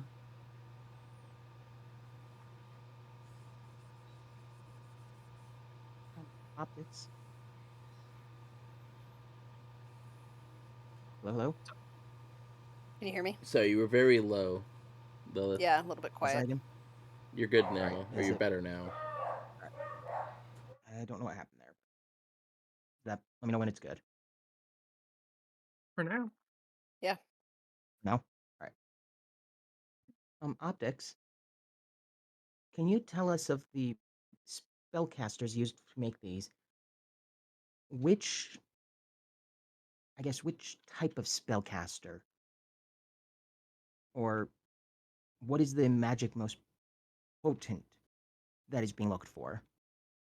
Mm, Capacity is more important than characteristic. Myrcene is a distillation of all three forms of magic.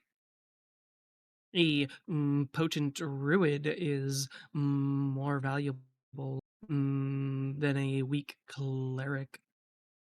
Does the Okay. does the process of creating the myrcene kill the spellcaster? And every time, without fail. And do you know how your administrators are securing these spellcasters besides obviously tracking them? Mm, No, They just show up. that's not part of my responsibilities. I am to organize the library.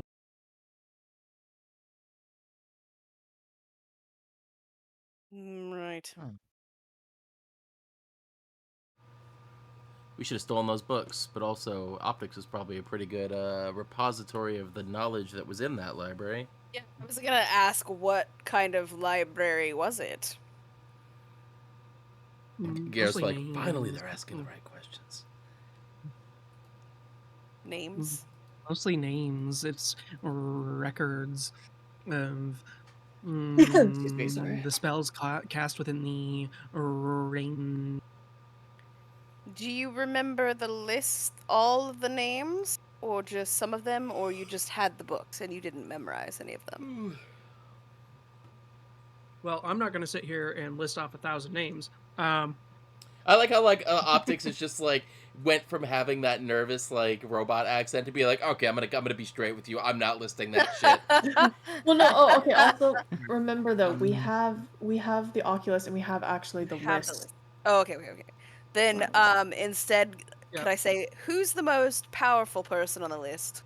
Snow White. Objectively, That's hilarious. Hmm. stop. No. Make me. Fireball. Rude. In the spellcasting nomenclature, the strongest spell recorded in our range was 6th level. Do you remember who did that one?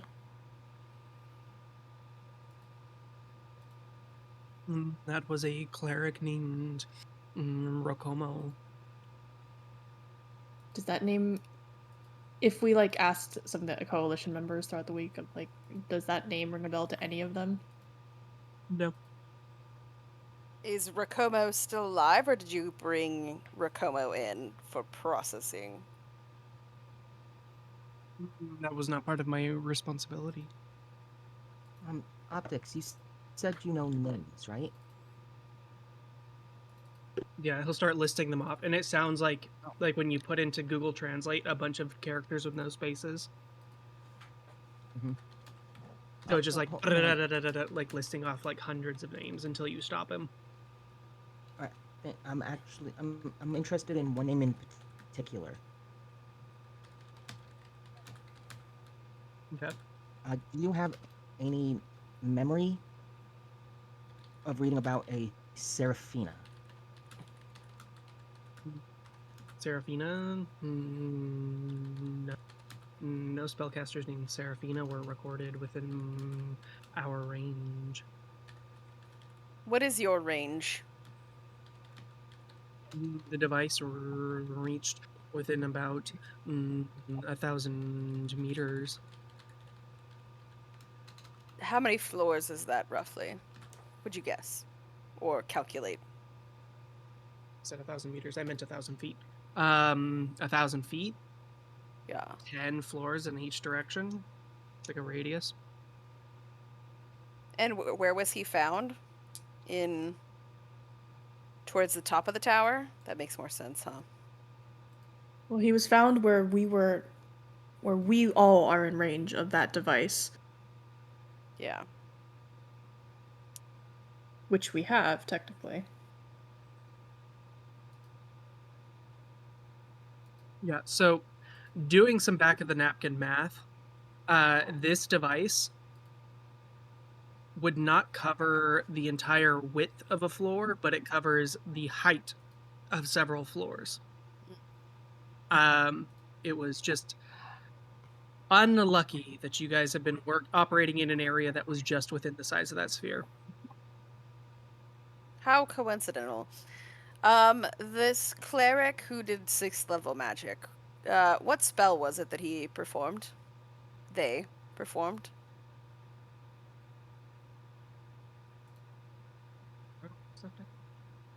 I've lost. Hold on, I can't hear.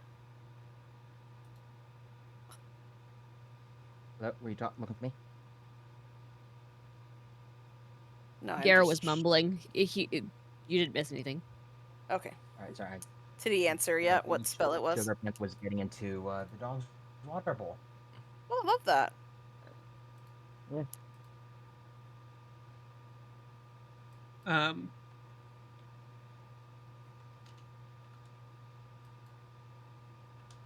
Sixth level.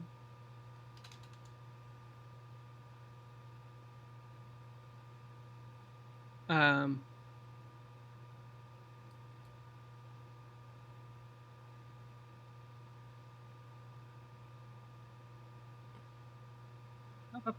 I guess I'll just pick one. This was an investiture of stone. Oh, what's that do? Do you know? Do I know what that does?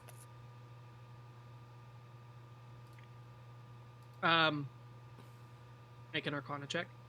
Someone throw a pie. Sorry, go ahead. I'm so good at those.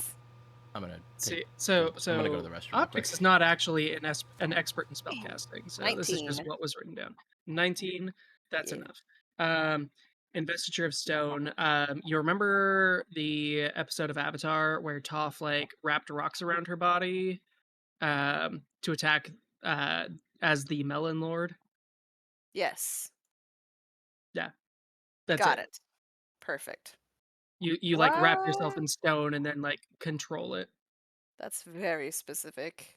A very specific niche S- thing that someone would need in a tower. So with your interrogation of optics, so you guys are now back. We now have done the flashback. We are flashed forward back to the table with Vyri. Yeah, sorry. Yeah. This so um so yeah, you have optics at the table. Vyri has now sent you out to go to take over this empty Aegis stronghold. And now it's been half an hour, so I've lost the plot of why you wanted optics in the first place. No worries, I remember. Okay. Optics. Honey, dear, do you know anything about something called the Iron Spoke? Hmm. There is a map that references the Iron Spoke, but it is a dot on the center 111th floor.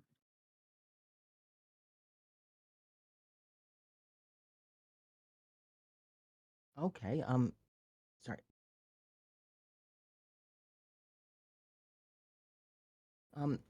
Is there any way you could possibly... Wait, hold on, did you say it's just a dot on a map?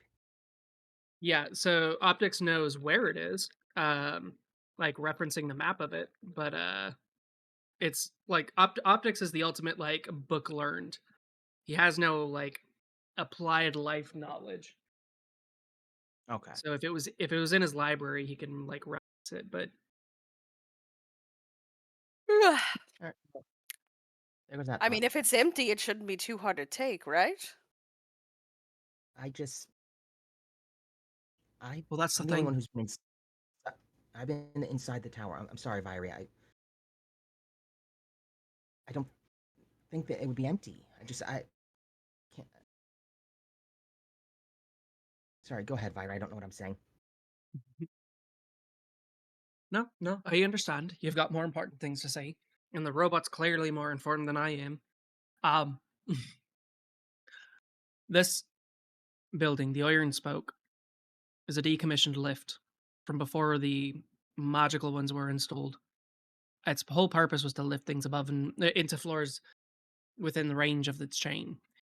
And so technically it has access to the floors below and above it as well. Part of the reason why it's still, as of yet, unoccupied is that the building itself is claimed to be haunted. That there's some sort of monster in there that's been keeping it empty of people and squatters for all these years. Just waiting for the Pinnacle to come and reclaim it for some purpose.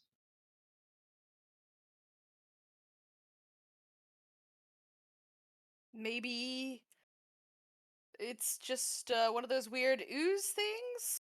Or an Optics 2.0?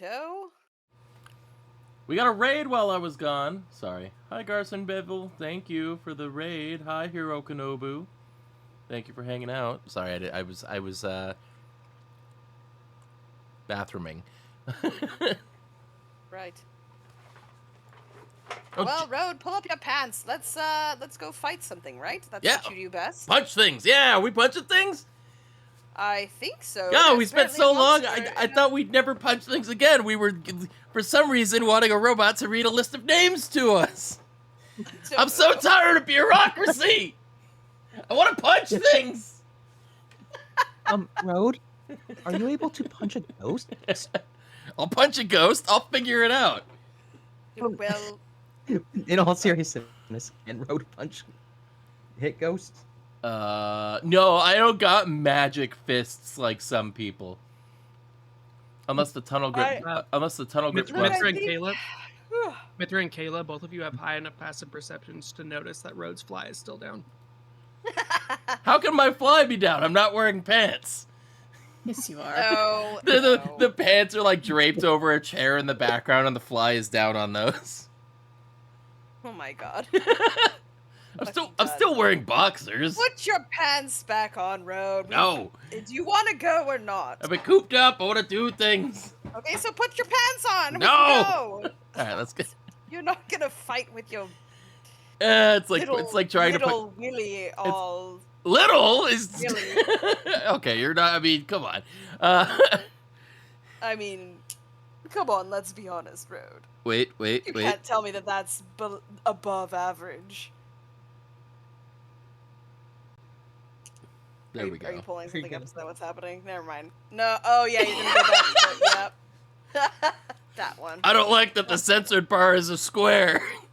It's very square. That is a tiny square. Anyways, It's like a I dead think pixel. probably- Okay, I think the best thing then would be to go scout it out, wait for the cover of darkness, and see Well, it's- if we can figure out what's keeping this thing Well, empty. it- And if it's it is not, on if floor it is empty, we just 111. take it.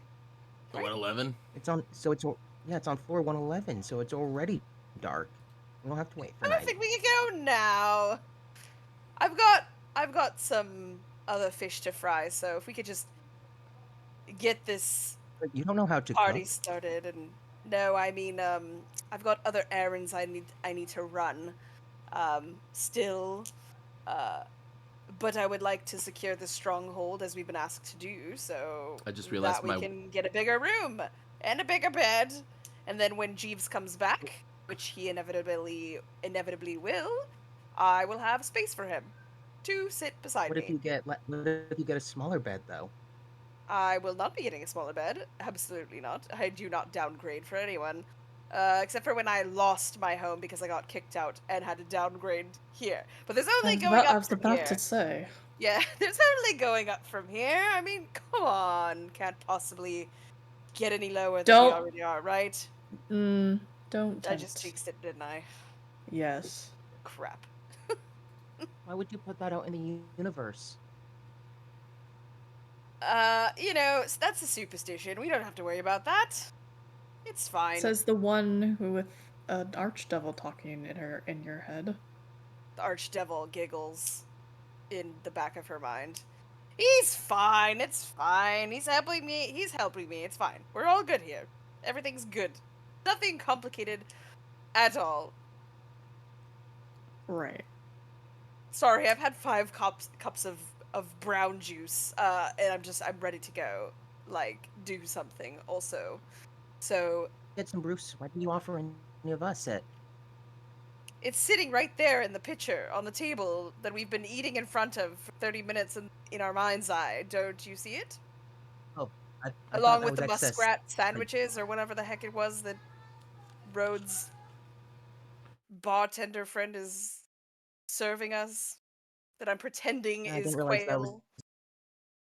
I didn't realize that was the brown juice. I thought that was just excess sludge.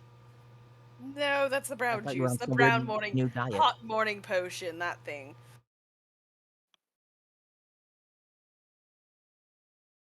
Yeah, I thought you were on a new diet. Oh, I'm looking thinner, aren't I? It's so sad. I mean, you're looking good, so don't let it get to your head. I mean, let's not lie to her. I like shoot Rhoda glare. Oh, I thought you actually. I like shoot road. No, just She just points her finger. says at Road the over man to with the last. perpetually dirty tank top.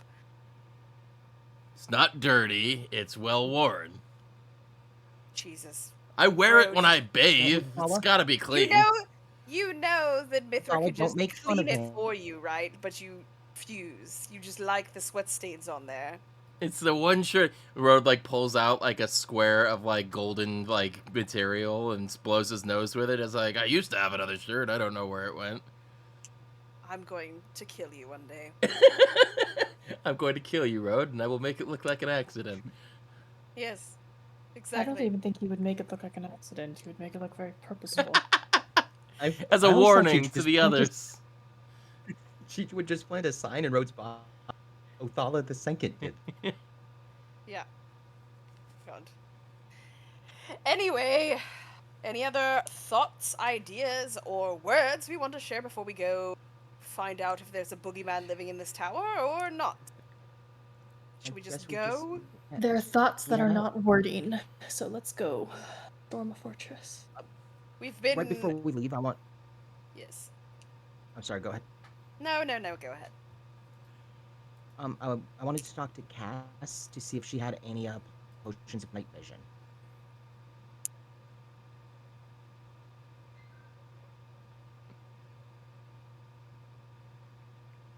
Garrow.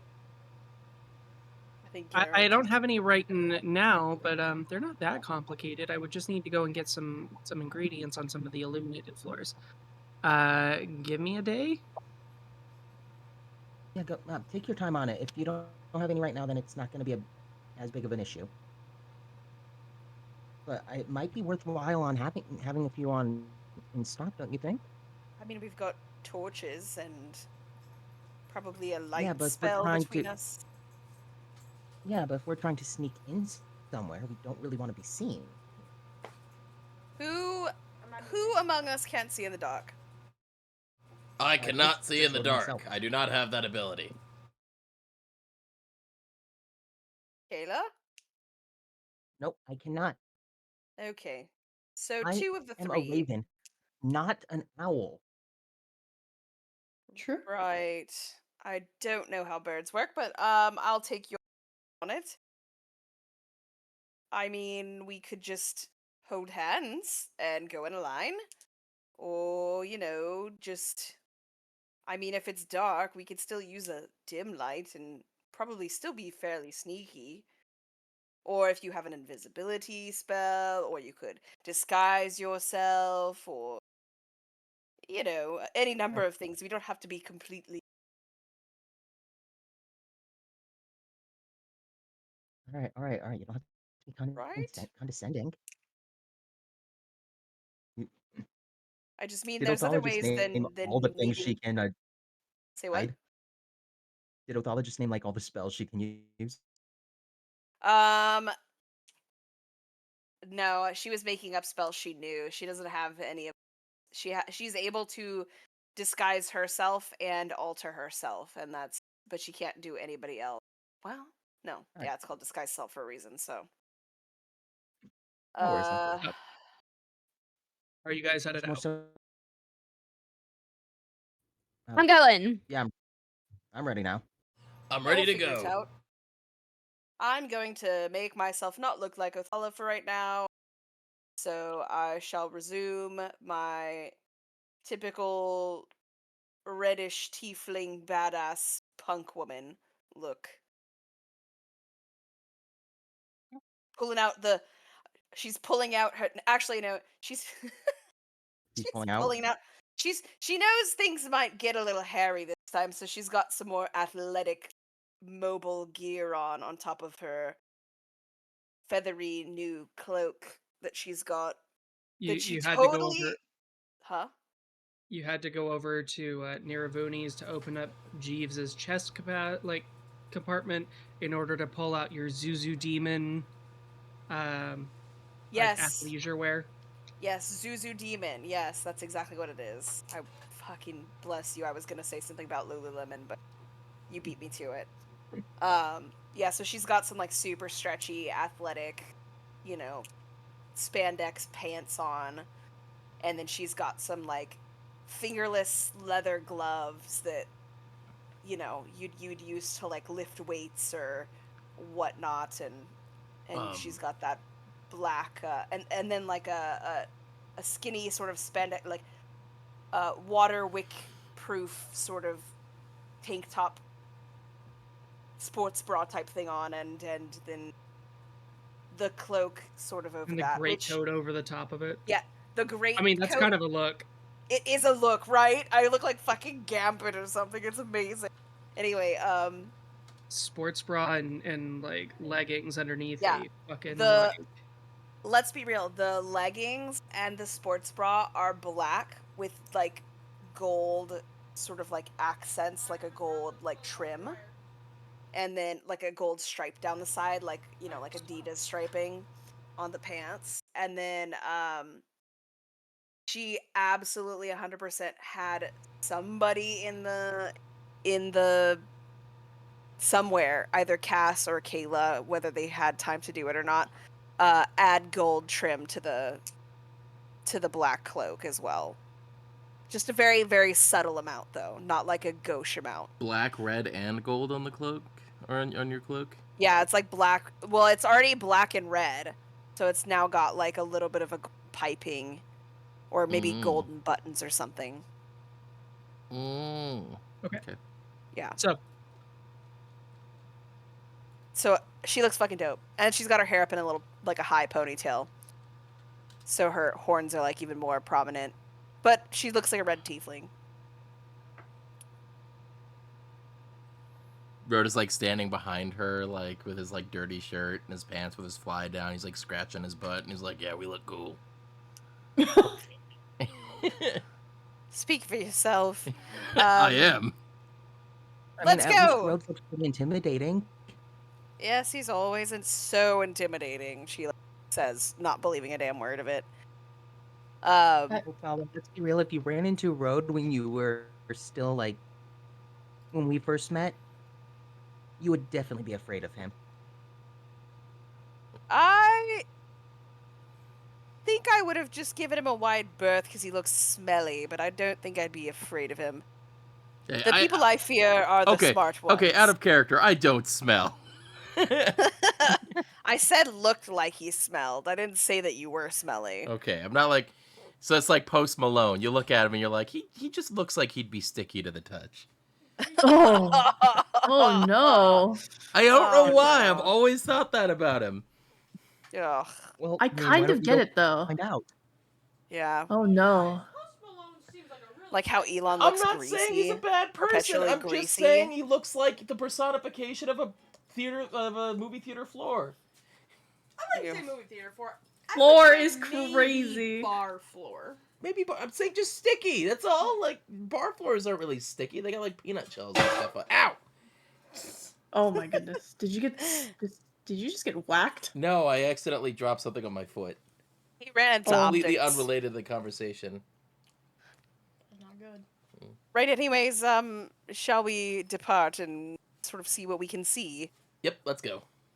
Oh, thank God, finally we're doing something. Don't you? You were the one Together! having a conversation with Optic. Ah! Let's go. It was important. We did that days ago. He's still stewing Feels- about it. Yeah. feels like days ago. Yeah. We do the thing, Julie. Oh. With optics acting as a like almost like a heads up display or a mini map in your vision, yeah, one of the little bits that you've God, he's just becoming more and more a Star Wars droid. Hey, you're the one who did it. It didn't start off that way. Can we do a Star Wars campaign one of these days? Or like Yeah, are you gonna run it? very let's sci-fi it up. Maybe. I did actually get 3 guidebooks for Spelljammer last week from someone who was giving them away. So that's cool. So, following Optics, who has an eidetic memory of the maps of the tower and can lead you through the like back ways, at least those known to the Aegis. Like there's he like traipses through the alleyways and through the streets of 110, which has been slowly but systematically cleared of Aegis Knights, to the point where they've been like repelled out to the floor or to the still illuminated floors by Acrophy and his gang of civilians, assisted and led partially by Lysander and Darius as they have taken up arms and moved into the streets. So the darkened spaces of floor 110 and 111 are at this point after a week of this time, it is not like it is cold in here, not like bitter winter, but just every surface being made of stone just seems to sap the heat out of everything around you. So any place that is not lit by fire is chilly and almost dispiriting to move through. Ooh, dispiriting. Good word. Optics, leading the way through the alleyways, finds a building, a tall structure that reaches from the floor to the ceiling of floor 110. That was clearly once a depot of some sort, whether it was one of mercantile or military means is long since unknown. As the kind of back alley nature of 110 has reclaimed the space over the years. Optics goes up to the door and invites you guys. This looks solid, but of a Darewell is here, according to the Aegis maps.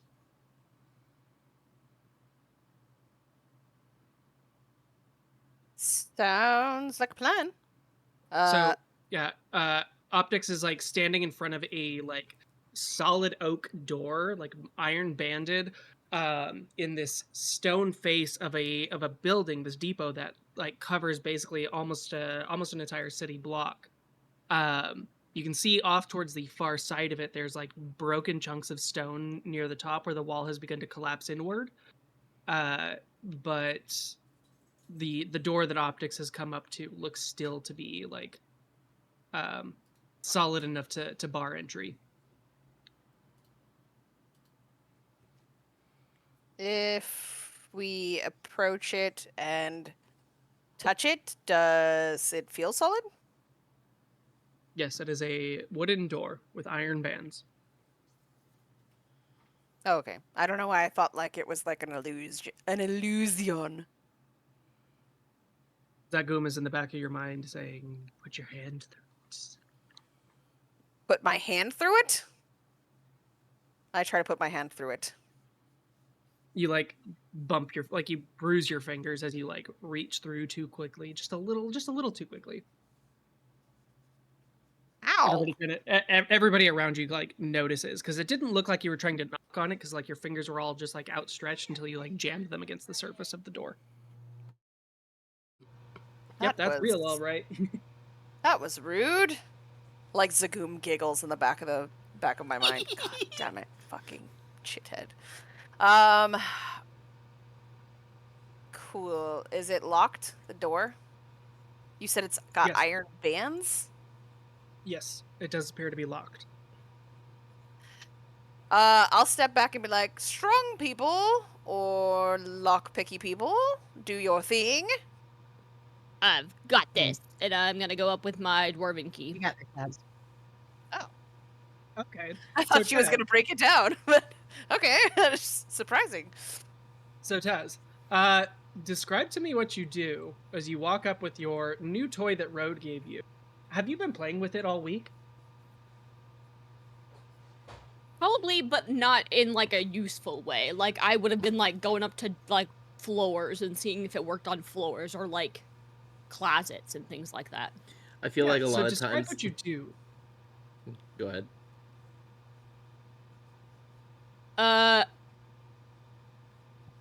So this is an axe that has a little face on it. And I was told that I could open doors out of unopenable things. So I've just been trying it on everything, and I haven't gotten it to work yet, but we're gonna try it here. So I'll walk up to the locked door and kind of just hold it with two hands and then just touch it with the blade and then just crank it and look around with my eyebrows raised. Does it do anything? Do you speak the command word? What was the command word? I don't remember. No. Just be like, there's a command word? Open No wonder this isn't working. Sesame. Of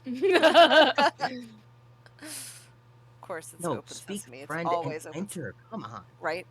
Melon. It's Man. it's right there on Rhodes' ass. It's on the back of my neck. would I know the, like, just with, like, playing with it, would I have figured out the key, or how does one figure out the key? Like, or the code word? As It's just written on a sticky You note do- stuck to the back of the app. Have you never tuned it before? you do remember that there's a vague memory of Road getting all of like a list of the command words from Ral when he was buying everything from Ral, massive air quotes, and you were arguing with Celeste. So Road, like, you're aware that you have like a list of command words, but I don't know if you would have given them out to everybody, or Oh, like, is would have that thought what to? this is? And he's gonna like pull out like a list, like a very crumpled and like smudged list. Is like it was in there with like his Just, like, hanky. A receipt from your back pocket. Was that your shopping list? No, it's the list of the command. It's how. Oh, this is how you use the items that I bought you. I think. Well, I think Taz's best assumption would be, I'm gonna say them all at once because one of them's got to be it. Since I don't know which one it is, so I mean, I'm they're gonna say all of labeled. It's them. gonna have a label next to it. It's gonna be like, this one's for the axe. So there's a command word, I think, for the cloak. There's a command word for the ring. There's a command word for the... Actually, the beads are a passive effect. But yeah, so there's like, for the 3 that you've got command words for, you're like looking at it, and 2 of them are... Taz is gonna look over at it and try to like read it upside down and just go, Huku huku no numu numu aku Tuki tuki. No, that is actually Othala- the Hawaiian state fish. I was gonna say Othala looks over at the slip of paper you're reading from and flips it the other way around, because you were looking at it upside down. What's it now say? So... You're a dwarf. So... There's one that's written in common and just says Corvus. That's mine. I'll like point to that one. So there's one in Dwarvish. It sounds like Ostium. And then there's one that says Illumini. I feel like it's this one, and I'll point to the one that looks dwarvish. Get it? Dwarvish. Dwarvish. Like a door. Huh?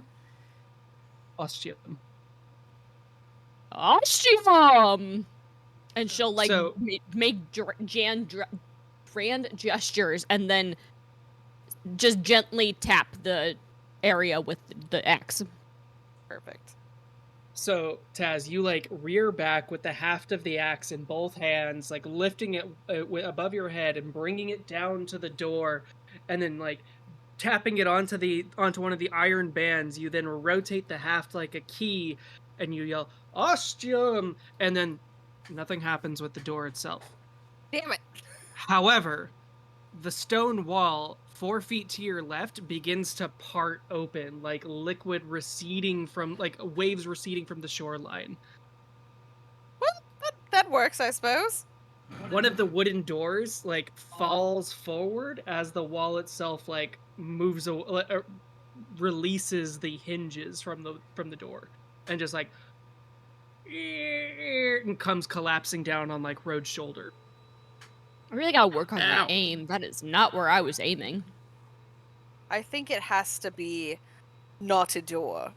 Oh, I'm sorry. It canonically says the passage creates no instability in the structure surrounding it. So that's just Ah. for laughs. My shoulder lives. Fine.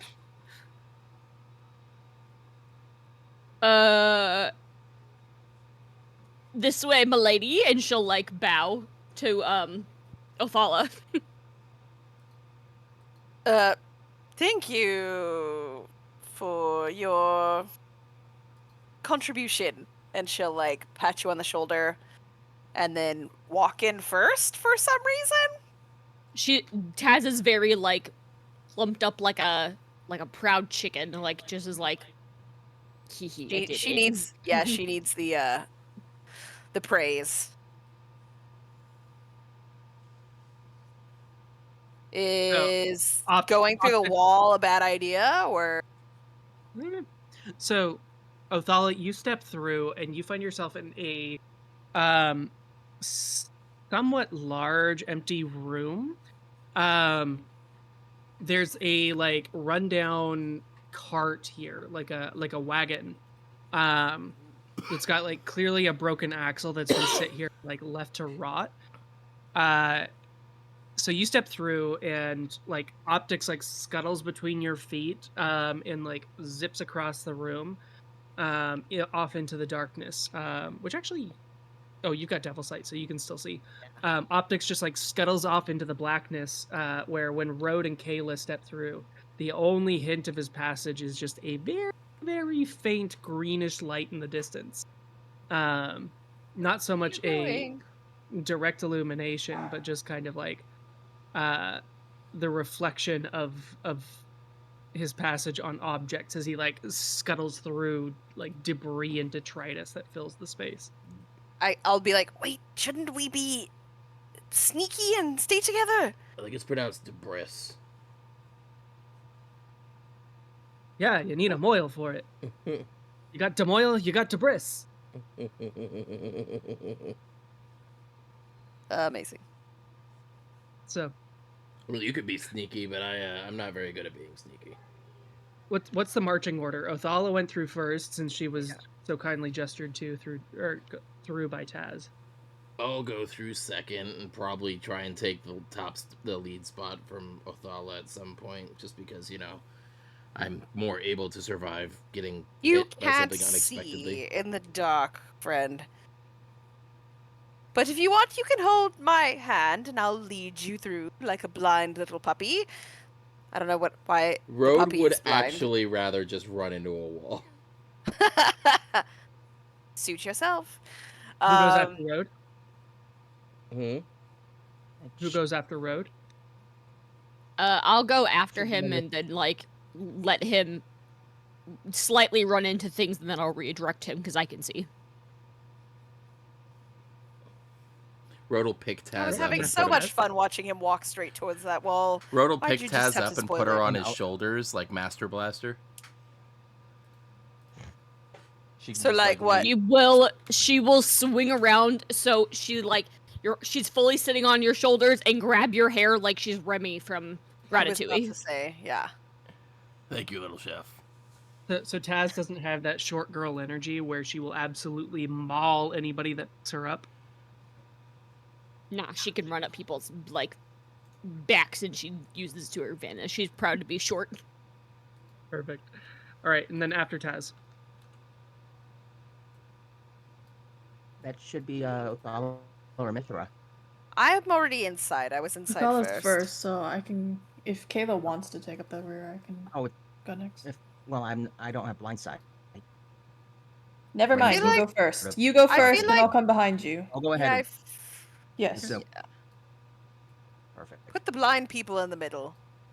So, Mithra, being the last person to step through the stone, there does come a moment as you're the last one to enter into this passageway, where you kind of have to like hurriedly shove Kayla out of the way so that way you are not closed as this wall like recoalesces back together. Like out of the corner of your eye, you spot the stone begin to like smash back into place, and you like push past Kayla into the room beyond, just barely missing at the end as this thing would have like crushed you in between the stones. Oh, jeez. So not a long timer on that doorway, is there? About 6 seconds. Wait, really? Keep going. Keep going. Oh dear. You look behind, and there is no trace of this passageway that Taz has opened. The fact that only works once per day is a little underwhelming if it's only 6 seconds.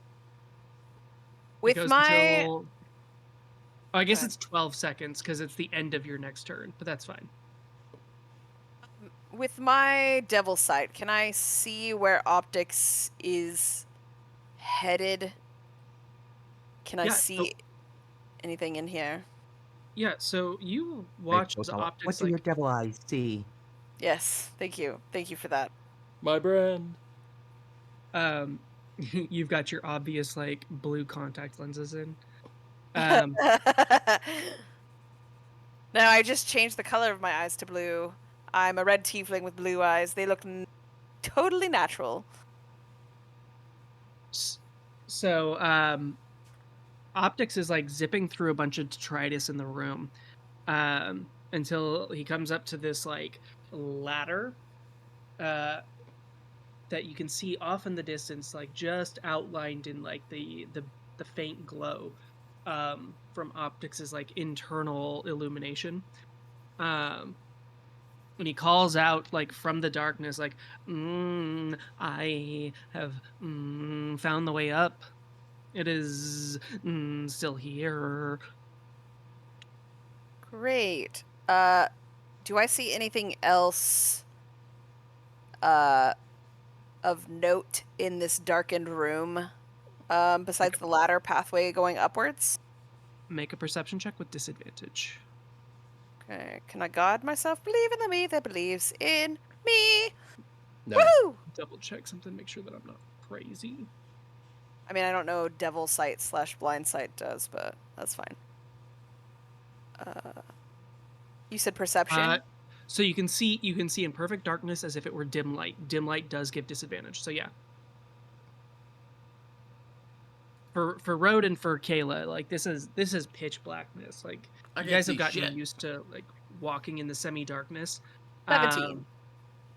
17 Oh, plus guidance. Hold on, give me a sec. on disadvantage. Dang.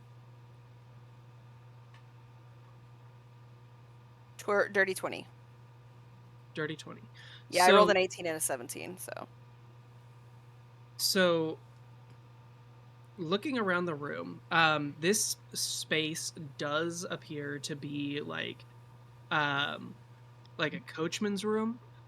There's like old rotted straw on the floor that's creating kind of this like musty scent that is being kicked up as you guys move through the space.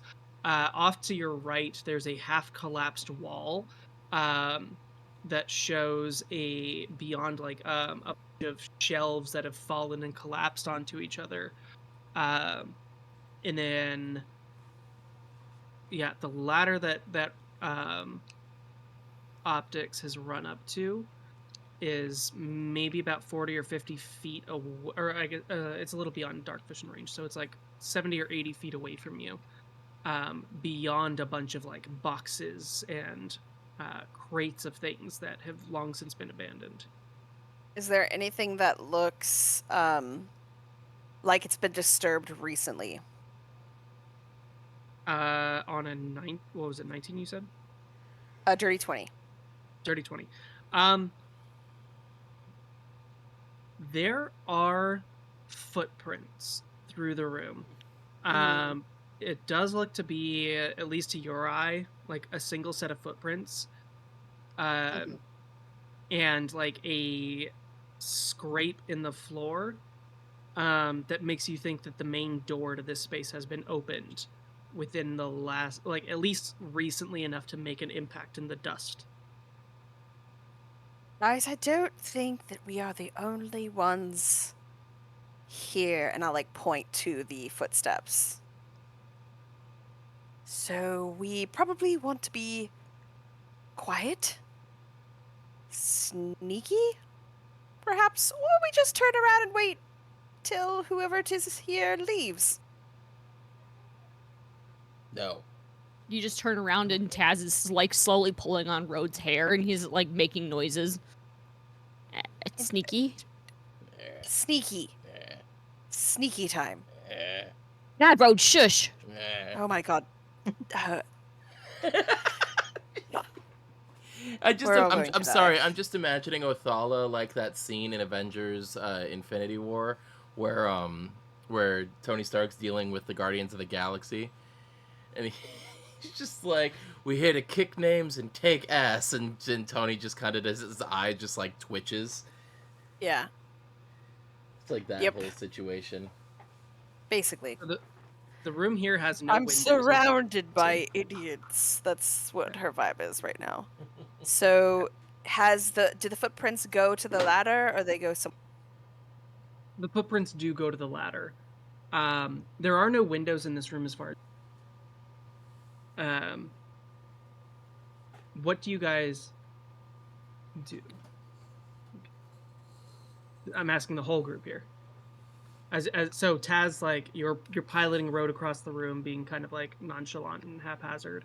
Kayla, what are you doing in this pitch blackness?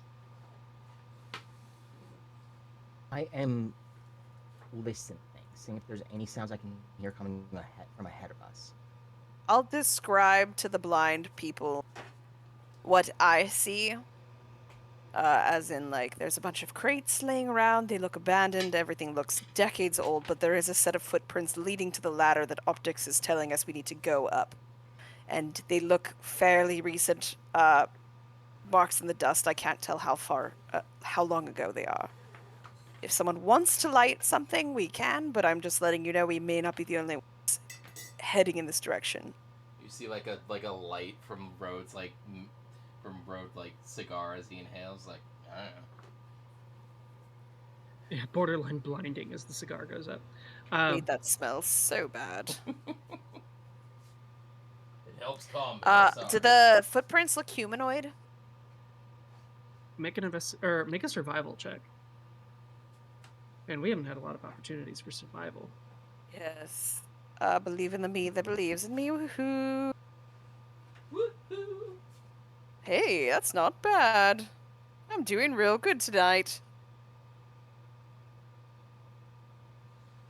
19. Survival. 19 survival. I'm Those not are- even proficient. Those are definitely not human. There's like there are these weird like small footprints, but they're misshapen. Like you don't see defined like heel toe prints. And there's like a weird dragging motion to. Ugh. I think it's a monster of some sort. Or somebody with a really fucked up leg. Well, it's about time the Oh, I'm monsters sorry. aren't Do you not humans like at the people with fucked moment. up legs? I mean, it's like one of them is dragging, one looks smaller than the other. Kind of like yours, Road. Are you sure you haven't been here before? No, She, like, sorry. My leg's not. twitches. One leg's not smaller than the other. You were just looking at me without pants on. Oh, that's what that was. As you said, what about the monsters? I said it's about time the monsters are something besides humans these days. Yeah, That it's was been dark. what since That was the like arena? really real. That was like I really felt that, Taz. That was poetic. As entering her cynic era. Yeah, right. So yes, there is something here. It might be that creepy ooze baby that I'm assuming Mithra told us she ran into at some point. Dunno. So crossing the space is mostly uneventful. The only thing that really kind of breaks up the trepidation, the anxiety of moving through, is when Taz on impulse pulls the left side of Rhodes' hair and makes him walk into a stack of crates that causes him to fall over and make a noise. Love that. But nothing appears to come out of it. What did I say about being sneaky? It's not my fault. Yeah, Road, shush! Ah. Oh my god, are you incapable of whispering, Taz? I mean, No. no. Oh my god. I hate you both. Did anything fall out of the crates that's, sort of shows the contents of the crates, just out of curiosity? It's the crate that broke open. It kind of has fabric of some sort in it, but it's long since gone to rot. Okay, no worries. Back on track. Does someone want to go up the stairs that can both see and also Hi, Silva, wee! And she'll Oh. pull Road's hair. I fucking hate you. Hold on. Can I listen up the ladder, see if there's I can hear any noise? Yeah, make a perception check. Other than Taz's echo saying, "Hi." Hi-oh, Pinky. Yeah. That's good. 11. Road starts climbing the ladder and just runs Taz right into the freaking trapdoor. Dunk. 11. Yeah. So like you hear all of the noises of everything that they're doing. You do kind of listen for anything extraneous to that.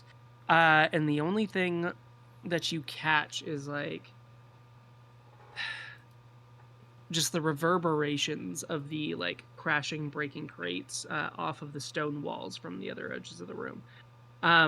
You don't feel like you've really missed anything, but it is hard to Okay. tell like when people are making a lot of noise in a very echoey space.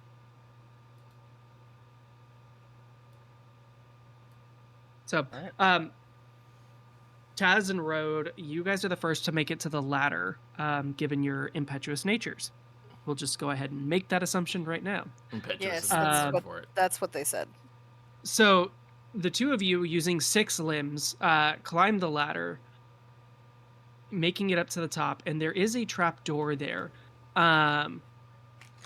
There's a couple of like surprising moments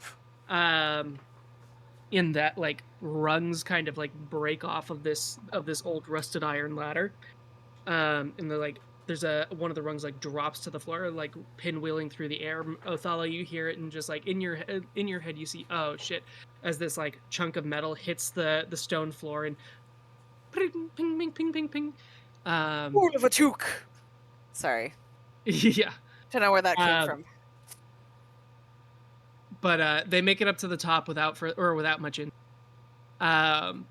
and find the trapdoor at the top to Did be. I try to catch that metal rung that fell? Make a dexterity saving throw.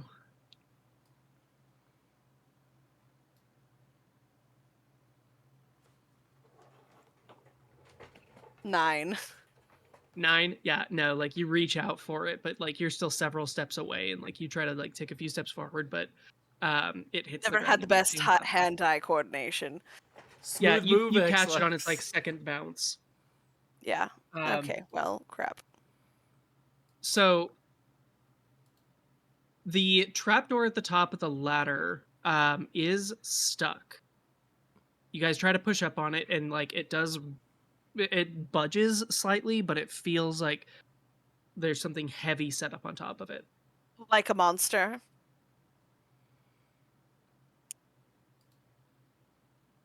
Road and Taz, you guys are the ones at the top of the ladder. Well, Road's gonna try and muscle it open, obviously. Actually, no. So Taz, you put your hands on the trapdoor. I'll like push like against the ladder, and we'll push the trapdoor open. Yeah, that's not gonna make the dilapidated ladder just break. So, like, is there like walls on either side of me? Can I like put my hands and legs on the other side of the wall, and just be like, and use that as a handhold? There's a wall to your right, but there's open space to the other 3 directions. Like, Okay. Nope, I probably can't do that then. Yeah, that's fine. I'm sure the ladder's fine. We'll try and open it. We'll try and push against the trapdoor to open it.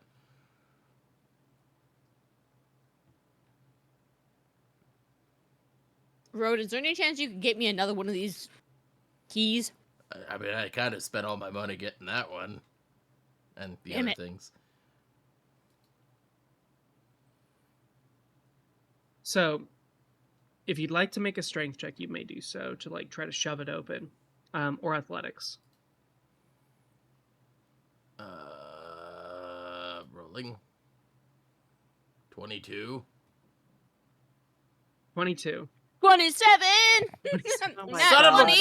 Why? So the two of you at the top of the ladder, like Road, you get your good leg sides of with You're cutting out. and you so So, Road, you grab the two sides of the ladder with both hands, and you get your good leg underneath, with your kind of bum leg just hanging out in the air a bit. And 3 limbs, you start pushing upwards. And Taz, like the top of your head, like hits the trap door for a second before you like brace yourself underneath it. And like with Road braced on the ladder, you braced on Road, the ladder braced on both the floor and the ceiling. The two of you, and the trapdoor like splits in the middle. In between the two hinges, like, or rather, like on the latch side on one side and the hinge side on the other. And Taz, like your hand kind of like pushes through the gap, or like you like push your hand through this gap and like get your fingers on the edge of whatever box is up there, and slide it over. At which point, as soon as like the majority of the weight of this, you feel yourself like punched through the broken trapdoor as Road like fully extends all limbs. And so like the proverbial groundhog just like popping up out of the hole. Taz will duck her head back in for a second and make eye contact with Othal and says, "Who needs to whisper now?" And she'll pop her head back up. Immediately gets bonked by a club. Dunk. So Taz, as your head comes up into the space of 111, you look around. You do have dark vision. So you look around. You've like shoved these boxes over to the side, and find yourself in what you are fairly sure is like a back alley somewhere. And you smell cooking meat like on the air. Oh, they're eating. Hope you're people. hungry. Sure, yeah. Something smells umami, and she'll like. Optics goes, mommy. Wait, Yep. is he back with us again? Can you eat Optics in your current form? I mean, I can Please sure don't. try. Please don't eat optics. No, not eat. I'm asking Optics if he's capable of consuming food. Well, that's not how it sounded. That's really not how it's No, I do not consume food. No. That's a shame. I do not eat. I do not destroy. Yeah, so Taz, you smell meat on the air as you like come up through the trapdoor. Optics has no hands. So he is helpless at the bottom of the ladder, looking straight up, like his eye stalk is stretched to its limit, looking up at the two of you 30 feet above him, watching as you like disappear into this hole in the ceiling. As the rest of us are filtering in, I'd pick him up and put him in his harness. So, all right. So the 5 of you can, from this point, fairly easily like collect yourselves up in this alleyway. Given that you're still in the blackout zone, like this still feels to you like an endless night. All of the daylight spells, all of the like perpetual flames that have illuminated this tower for as long as each of you have known are still out. So moving through the darkened alleyway here is even just that one step more eerie. Once Mithra pulls herself up with Optics in tow, Optics like says, "I know where we. This is a residential area. We need to go this way." Like eye stalk like stretches out like a compass, and starts like pulling away from Mithra. Taz is gonna like pull him out of the little carrier, and she's just gonna hold him at full stiff arm's length, like waiting to see what he like pings, so I know which way to go. Luckily, Mithra, you like made some effort to make this harness look stylish whenever Optics is out roaming, so it doesn't look like you're just carrying an empty baby Bjorn. Oh yeah, I did actually pull up an outfit that has like straps on the front and such. It works. Hell yeah. All right, so yeah, the 5 of you are following Optics through the street here. Eventually, so following Optics through the street, like with Taz carrying him, holding him out to the edge. Oh shit! It's almost 8 o'clock already. Time has been flying. Does anyone need a bio break, or are we like good to go?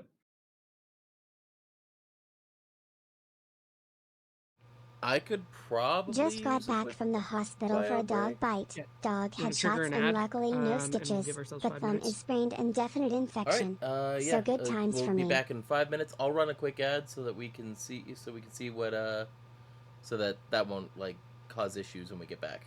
All right. See you guys on the other side. Oh, I'm sorry about that red shirt. God, that sucks.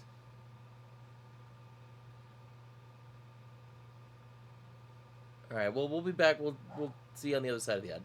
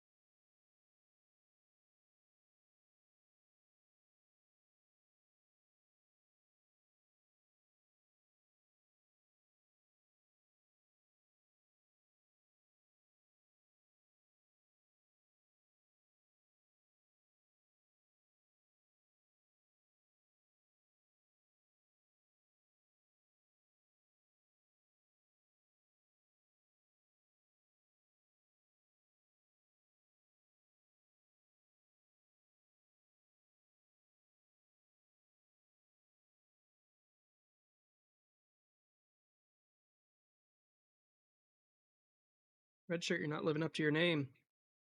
I would have killed anybody else of your rank.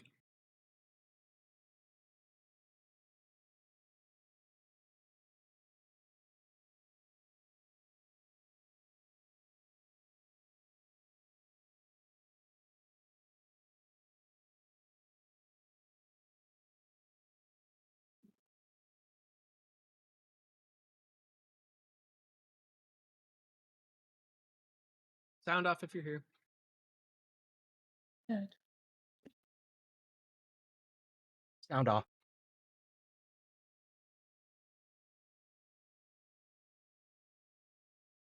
Bleep bloop.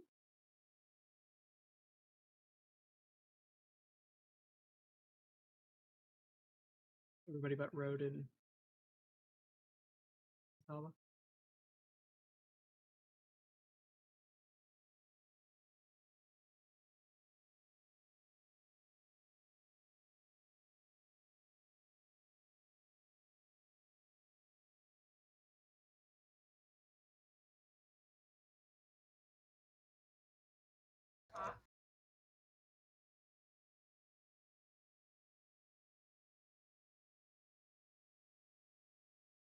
How's everybody's week? It's going.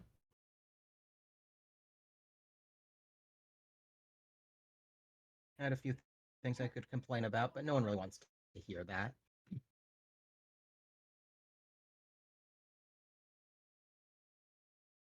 Ain't that a mood?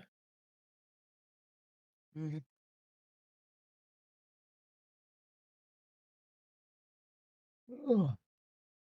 Red shirt. It was the dog bite would have killed any other red shirts on the Enterprise.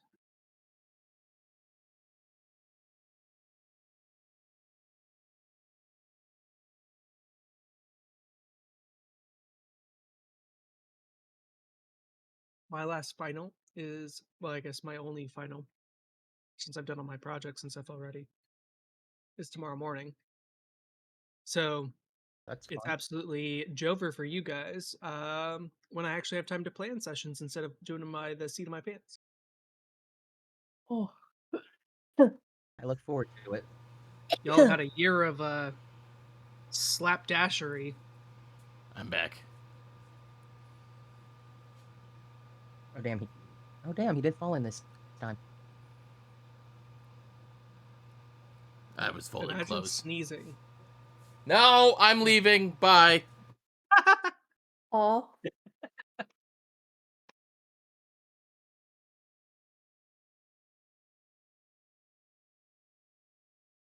All right. Garrow, you forget that Scotty was also a red shirt. So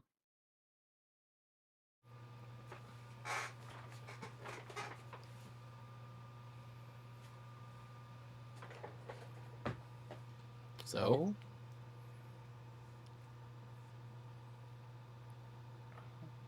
Othala, you back? doesn't sound like it. Well, it's been 9 minutes, so Back- there you are. Sorry, I was trying to get some food. I was just about to say it's been Yeah, I had to. minutes, so moving on without you. No, you're good. So, as you guys follow optics through floor 111, an odd sensation takes you. So, you guys are well aware of the spatial distortion that many floors pay to have. Especially some of the upper floors, like getting full-on skyboxes in their internal, their indoor biome. So it does not take very long before you guys walking through the space on 111 realize that this is one of the floors that has been subjected to spatial expansion, because even though you just climbed up this 30-foot ladder and through 10 feet of the intervening stone of the gap of the two floors, you find yourself continually walking downhill as you follow optics into this, deeper and deeper into 111, very near to the center where the three and where the three largest lifts of the 3 and 30 are. So moving down this slope, you're walking down this alleyway, this street, which narrows as you descend, with medieval concrete giving away to these centuries-old alloyed stone and rust-scabbed steel.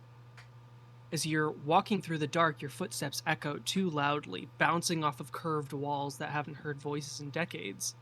A heavy scent clings to the air, and in the distance you can just...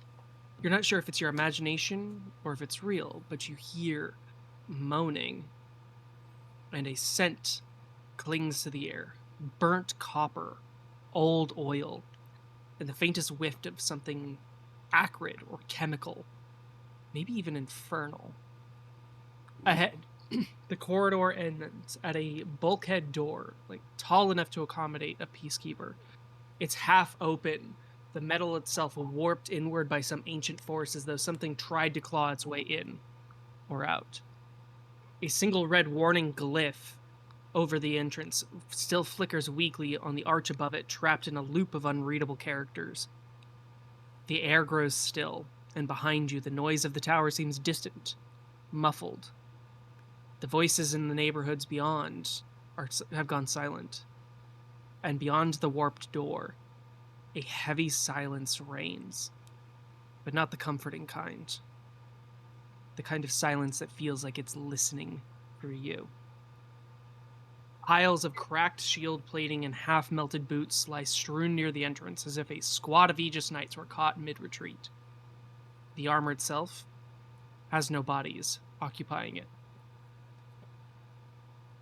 Beyond this gap in the wall that stretches from this deeply sloped, almost pit of a floor, to the ceiling, beyond the gap, a dim amber glow pulses from deeper within, guttering like a dying heartbeat. The iron spoke awaits. Well, that's not ominous Oh, this place is awesome. at all. So this building is really only visible extant from the outside by these high walls that reach very near to the top of the ceiling. There's a small gap in between the ceiling and the wall below that you're find yourself staring at, that looks just wide enough for peacekeepers and warblers to fly up and over and into the space. Or perhaps even more ancient guardians of the tower than the constructs that you are now familiar with. If this area is supposed to be abandoned, why does it feel like there's something here? You'd be surprised what kind of stuff can live in the non-populated areas of the tower. I mean, Well, to it be fair, was- we Yeah, were but tasked to go and take this place, so clearly we gotta take it also from remember- something. This floor is occupied. This isn't an empty, abandoned floor. I smell meat. And something else that smells like blood. Stop worrying. We're And- tough enough to handle whatever we come across. That's right. Well- I forgot about the cooked meat smell. Yeah. To take that off your shoulders, you did pass a shawarma cart as you were moving through the occupied spaces. Interesting. Can I, what is the door? You said it's a metal door. Mhm. All right. Can I? So the door itself is twisted and broken, and there's almost caution tape, or the arcane rune equivalent of caution over the top of this entrance. Can I inspect the scratch marks or whatnot, or where the door broke, and see if I can determine roughly how long ago it was?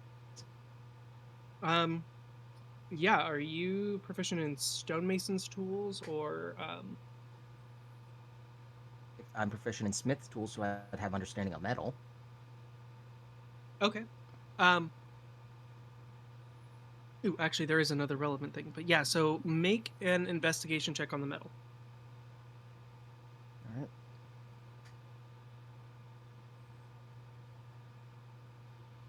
While she's doing that, 15. can I look over at the Aegis armor that's on the ground? Does it look old, like historically, like outdated at all, or is it like a little bit more recent? It is old. And it is like all the enameling has come off of it over the years.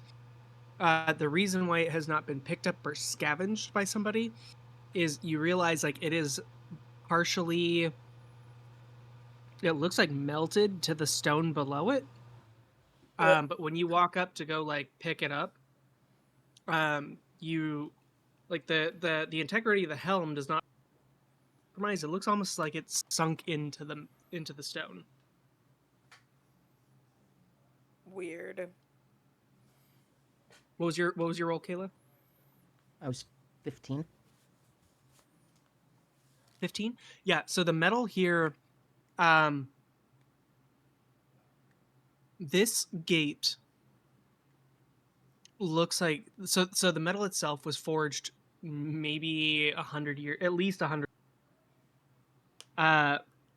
There are the breaks themselves, like there are sections of the gate where it looks like it's been twisted and snapped.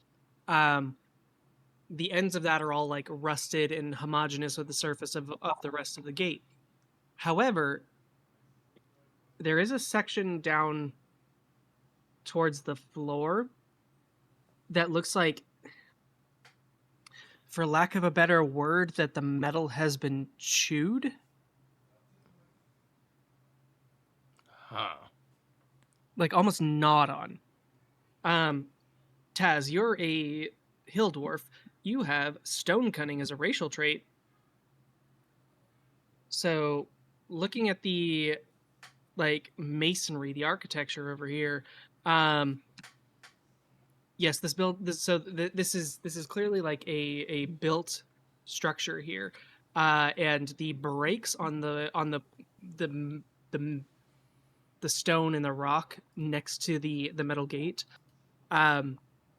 you would guess are no more than like 10 or 15 years. Much so this damage, this like opening here, is much newer than the shutting down of the iron spoke. I'll kind of like point this out and be like, "Come on, guys, it's so obvious. Like, look right over here," and I'll like get into the minute details of it. Yeah, totally. Well, she's describing like oxidation patterns in marble. Definitely Like, obvious. Yeah, how do you guys not see it? Insight check. Does Road know what he's talking about? See, Road gets it. Ironically, I do have proficiency in Mason's tools. That's hilarious. I rolled a 10 to incite you. he just gained this proficiency. He's fronting. He's flexing his new knowledge. Wow. Somebody got smarter. I wouldn't say smarter. But yeah. I mean, yeah, go I mean, ahead, he burn did yourself. learn That's something new. fine. Okay. So I yeah, think there's it's a gap in impressive the that he learned bottom. something new. Go ahead. Smarter. Oh, I was just saying it's impressive. SMRT. Road learned something new from responding to Othala.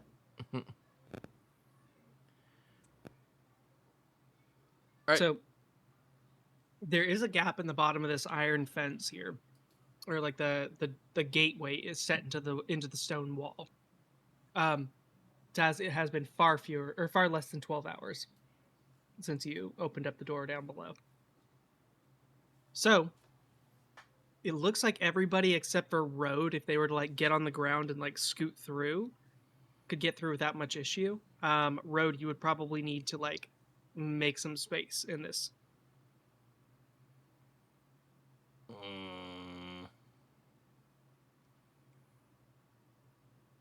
All right.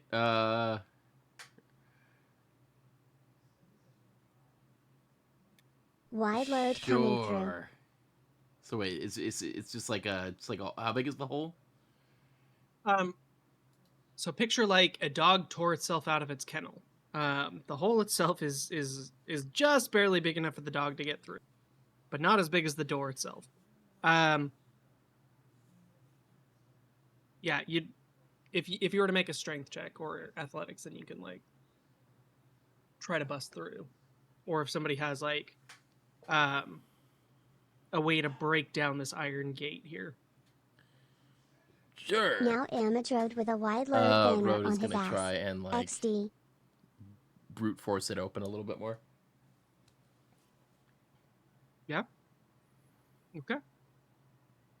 Make a athletics check or an attack roll, depending on like how are you doing this? Oh, just like grabbing it by the edge and slowly instead of like bending it backwards.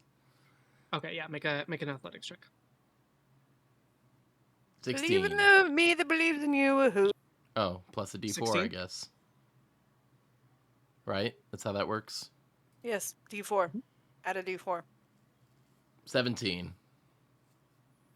17. Yeah, so you grab onto the bottom of this thing and pull it open, and you hear like this crunching sound. It almost sounds more like snapping twigs than it does like tearing metal. But you like pink, pink, pink, pink as you like rip this thing partially open. Mm-hmm. At least large enough for you to like get down into the space and crawl on through. So you guys find yourself in a wide courtyard with these tall stone pillars reaching up to support the roof above.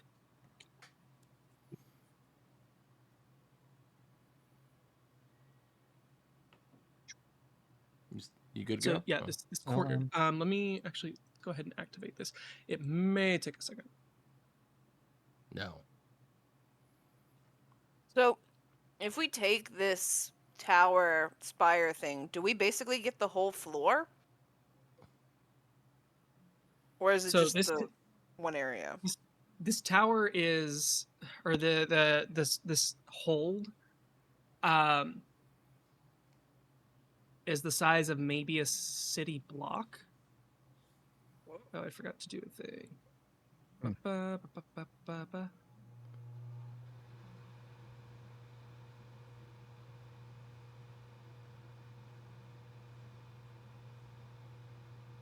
No global illumination.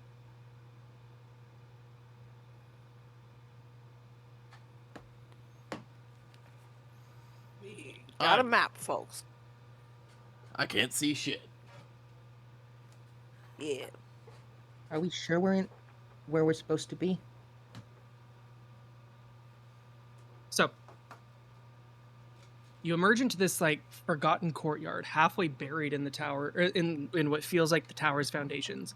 The floor itself is this pitted stone and concrete, cracked by time and upheaval, overgrown with mold, rust, moss, and the skeletal remains of some kind of arcane wiring system that now resembles like creeping vines of copper and char.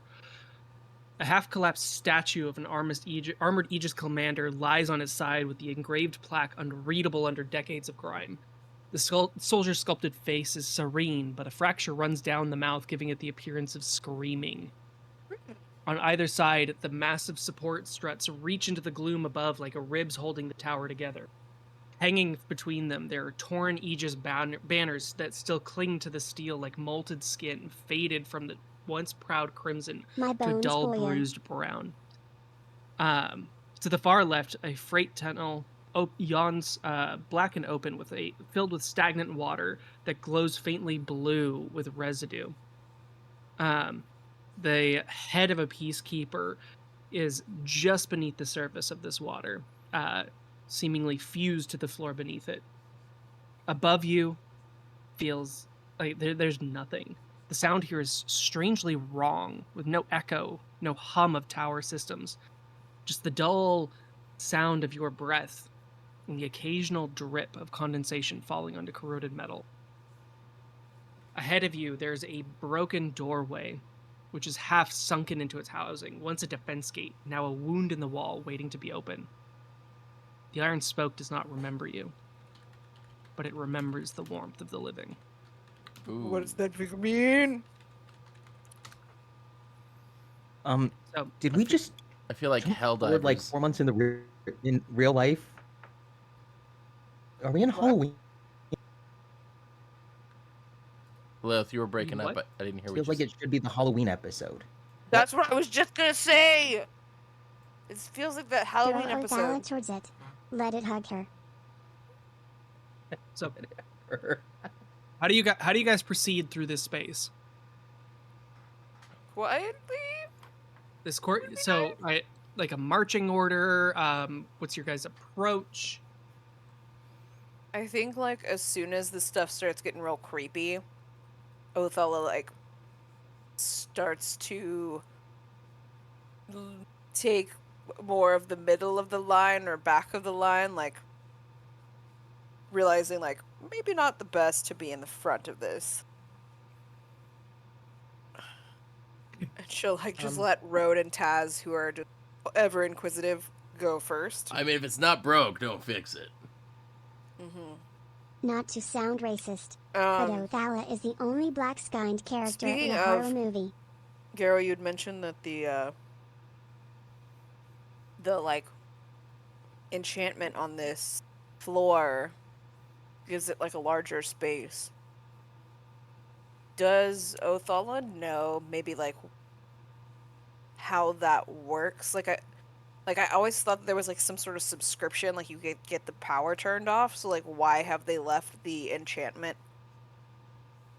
on this floor, or is it like once you pay for it, it's permanent? It does take effort. It takes investment into maintaining the spell. You've clearly never stolen these- cable before. Yeah, these spatial distortions are.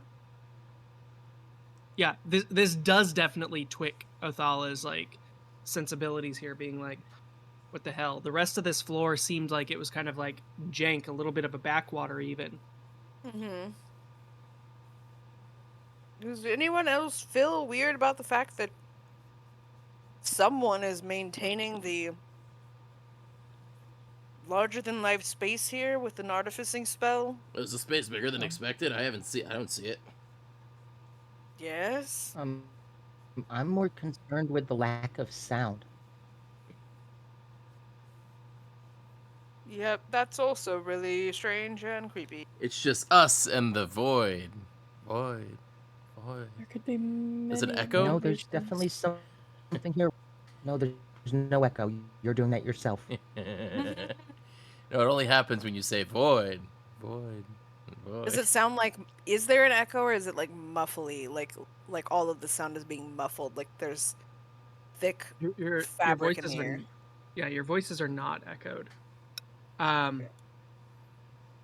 the only ambient sound around you is like dripping, like as water or other sorts of vapors have like condensed onto surfaces and begin to drip down. Cool. Make a group perception check for me. Do I do it with disadvantage? Next thing we know, a pillow-shaped This face is hugger auditory, attaches so no. itself to Rhodes' face. Woo! I rolled a 6. I mean, I rolled 2, but it plus 4. Perception? 14. 16. Fucker, it was almost a good roll. 8. So I got the same as my passive. Yeah, my passive is 16. My passive's 15, but I rolled a 14. I do special. Yeah, I rolled a 16. So the group average is in the mid-teen. Let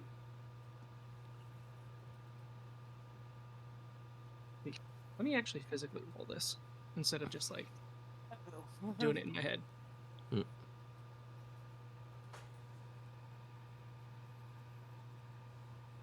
Okay. Using the dice that you gave me, Arden. Oh dear. You've Or no, signed our not doom. Arden, Avery. Aha! These are the dispel dice. The Arden dice are the metal ones. Oh, there you go. So I'm using the dispel dice, Avery. Oh no, so if this fucks us, Well, it's it's your my fault, not mine. Not this Damn. time. So as you guys walk through this this courtyard. You can see where it wraps around the building. It takes a moment where you realize, like, oh, this dripping is not the only sound. There's a very, very faint scratching, like a dragging of small, like, metallic feet scuttling along the stone surface. How many feet, Garrow? How many feet? Many feet, Othala. I do not like many feet. It sounds so. It at first, like your conversation is very low, as you're talking back and forth to one another. And at first you hear like it almost sounds like shifting, like stones shifting on top of one another. Before you hear it from another direction, It's and then the another sewer direction, slime coming to before it Mithra's love and builds. affection. As the sound of My- it came from My quarterstaff's out. My rod, my warlock rod is out, and I've like extended it to its Can we full get some reach. light? Light? I don't have light. Yes, I can't see. yes, you do. I do? Oh, I have fire. I can turn on my ring, but I'll I don't use, think that's very much light. I'll use a produce flame and sort of like find like a crate or a wood or something and just kind of like light up a pile around us so that we can get a better, so that the humies can get a better look at things. This is probably going to be a bad idea, but I feel like we should see what we're hearing. So Kayla Othala takes ignites offense this to like that comment. He's only half a human. Huh? I didn't hear whatever you said, Kayla. I said, Kayla takes offense to that comment. She's only half human. That was mostly out of character, sorry.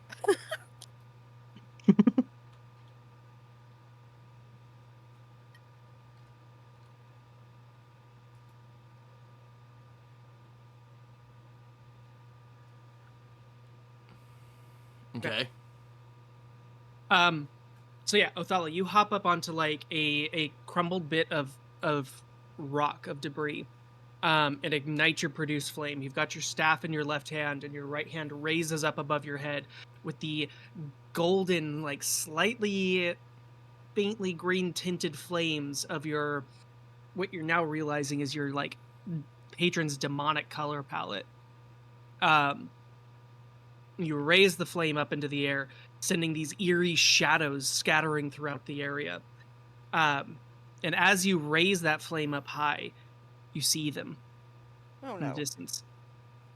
They're small, and at first you think like, oh, it's just rats. It's fine. Until one reflects the light back at you. It's metallic. And it comes scurrying forward. Oh man. And it's almost like a gem-like eye in the center of the head. Actually, let me see. Did I get an image of these things?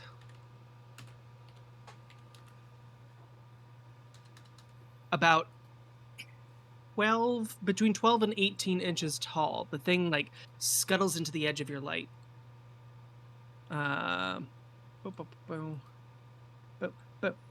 Show players. Where's the show players button?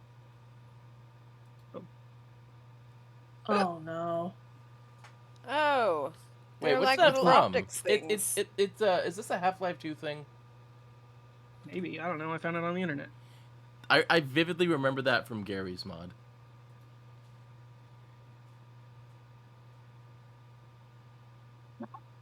Okay, people know more about it than I do. Sorry. I looked up small robot. It's like scrap metal robot. Yeah, no, you're fine. I wasn't sure. Yeah. No, No. it's totally fine. I just looked it up myself. It is. Good job, Bear. Well, Bear, these things are between 12 and 18 inches tall. At least the Dog is first not one that you small. see, Oh my god, they're Like- adorable.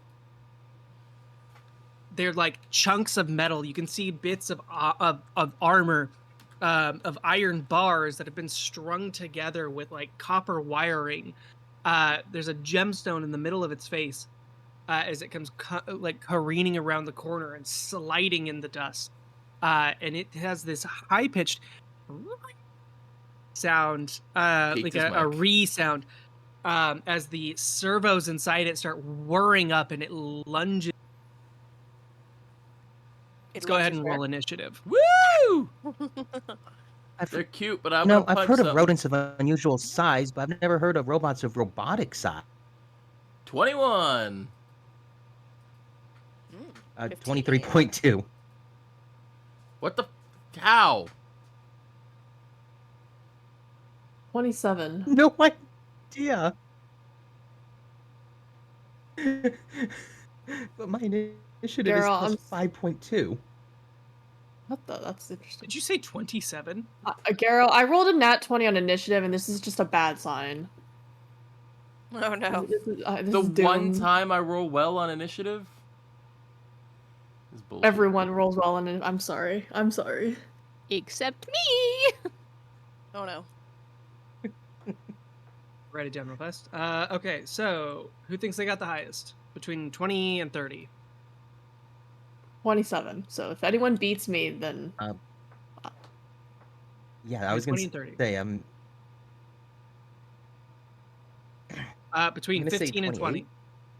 15. Did you get 28? What the fuck? you got 28. That's wild. No, sorry, I got 25. I thought you were asking us if no, I got 20. 20 what? 25. I got 25.2. Perfect. Point 25. 2? What? All right, between 15 and 20. 15. For Othala. What did Road have? 21. Wasn't it like 21. I got 13. 13? 13. And Taz at 13. And Dispel Dice. Good job, Taz. Oh no! Oh my God! You're gonna keep doing these rolls with the dice I gave you, and if it fucks us over, That's not fair. He gets to roll real people dice and we don't. Ugh. That's shame. that it. I mean, I suppose I could roll them in the... No, it's funnier No. if we have no idea. Also, plus Hannah's like right there, like she could vouch if you're being. I will verify. Speaking of real shenanigans dice, happen. I got a light up dice No, I don't set, care. y'all. But... You got a what? A light up one dice time- set. So when you roll it, it like lights up and changes colors. And it's a was it whole the, set. not a Shadow Walker. Max, you animated it. What was it called? The what? The Walker in Swelling Cross. That was the one time where my dice were like, "Oh shit, this is seeming scummy." Oh, the but it's night, genuinely Nightwalker. Nightwalker. Oh yeah. Where I got like fucking 19, 20, 20, like, and 3 rolls in a row. Anyway, okay. So first up is Mithra. So you see the like up in the as far as our map goes, the north side of the map. There's one of these that comes scuttling around. You have dark vision, so you can see this one like as it slides into the like dust and detritus. Another one behind it peeks up and climbs up from behind some rubble. It's your turn. Okay. I would like. Okay, hold on. Sorry, let me They move myself look on the map. hostile? They're rushing you. Hold Okay, on. well maybe they're just really excited and want a hug. Haven't seen anybody You know in a while. Okay, so the way these things move, you know the monk from Pirates of the Caribbean? The what, The what from? from- Oh, the monkey? The zombie Jack. monkey from Pirates of the Caribbean? Jack. Oh. We named the I monkey don't like that. Jack. Yeah. So these things are moving like capuchins. Ooh. I'm trying. What are they doing here? What are they Oh, what's their this- purpose? They're like little optics. How does optics react to this? It's not Optic's turn. You'll find out. Damn it. Okay. Can I get in a position where the majority of them are rushing from this left side, or I guess technically the top of the screen. Is that where the majority of them are rushing from at the moment? So those are the ones that you see. Like, yeah. Like, you hear them scuttling from all directions, but the first ones to come into view are to your left as you, like, cross into the boundary of this courtyard. Okay, can I... Okay. Can I say to my party, I got the left covered. Don't stand within a 30-foot cone of, like, that area. And then... Okay. Have you guys like built code words into your like fighting yet? I don't think so. I think I'm just I'm just kind of being a little bit pedantic and I mean like, all right, this area, I'll even kind of like use my arms and like do like an estimated like cone shape general direction of like the way I'm like drawing like on the map would be like. Why don't you just say flamesies on the left side? Like It's not flames. Flames is your thing. You hear No, I this said thing like flamesies, screech as it comes rushing towards you. Yes. And then. Okay, I guess now my question: How fast are they moving? Because I want to unleash an AOE in that area now, or wait until like these 3 that are visible to get a little bit closer, and then hopefully more, so I can just hit the max amount that I can. Like, can I hold my action until like the 3 at the front that are currently visible get within like 15 feet of me, and then it'll go off? Sure, yeah, you're like prepping the spell, like letting your teammates know, like hang back from this area for a second. Yes. They're also really fast, so like they might just be able to rush you in there next turn, and then you won't be able to get the spell off at all. Well, I mean, saying I'm holding my action to like get within a set distance, and then I just let it off regardless. Ah, yes, sure, go ahead, yeah. Perfect. So yeah, Mithra like prepares her spell, like guide or like slides up onto the side of the room here with all of these like imp-like creatures like rushing towards you. Cool. After Mithra, any bonus actions that you wanted to do?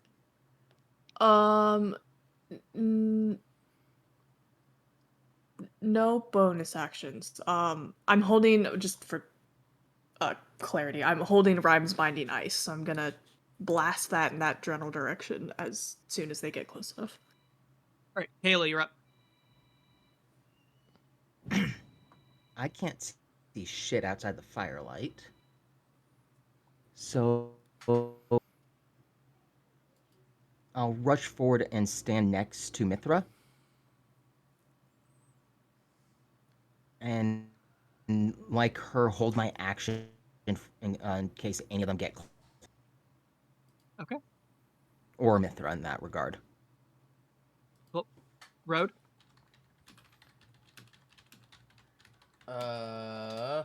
So you said, sorry, Mithra, you don't want us to go in that direction?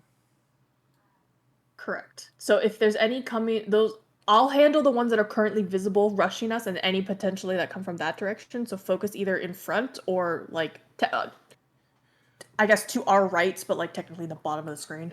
It sounds like they're all around us, correct, Garo? Yeah. You're hearing them from both directions, yeah. Road just runs up and kicks this one as hard as he can. So you are running into the cone that Mithra said don't. Wait, I thought, oh, that's a cone there. Huh. Did not see that cone.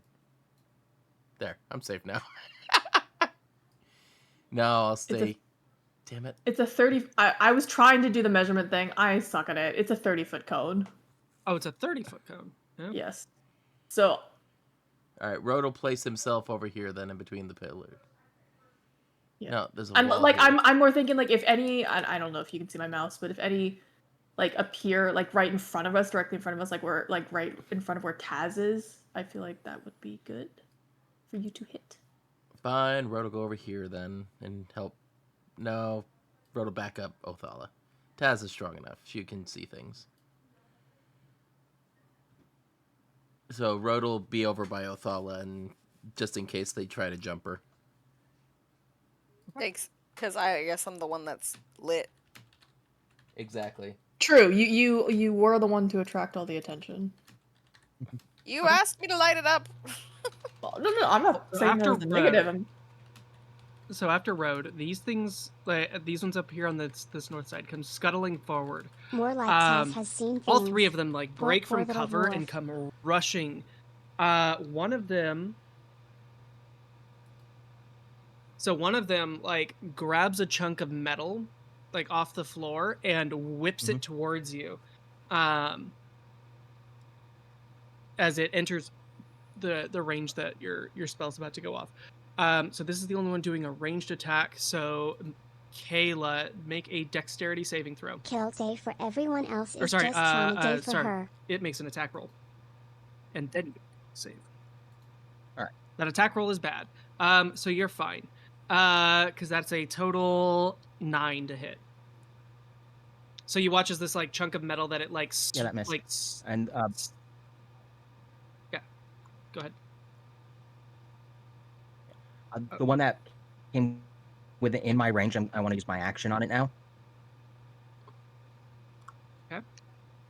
And Mithras will go, right? Yes, and so anything within that range, within that 30-foot cone, Constitution save. Okay. Roll 1 for all three of them. Total 14. Let me double check. It fails. Thank Jesus. Okay, so it'll Nice. I'm gonna roll cold damage, and then it is hindered by the ice for 1 minute or until another creature within reach uses an action to break it out. It has a speed of 0. Okay. So essentially, I froze their feet. 19 points of 19 points of cold damage to, I guess, at least all three of them, and then any that might have entered that range in like the couple seconds. Shit.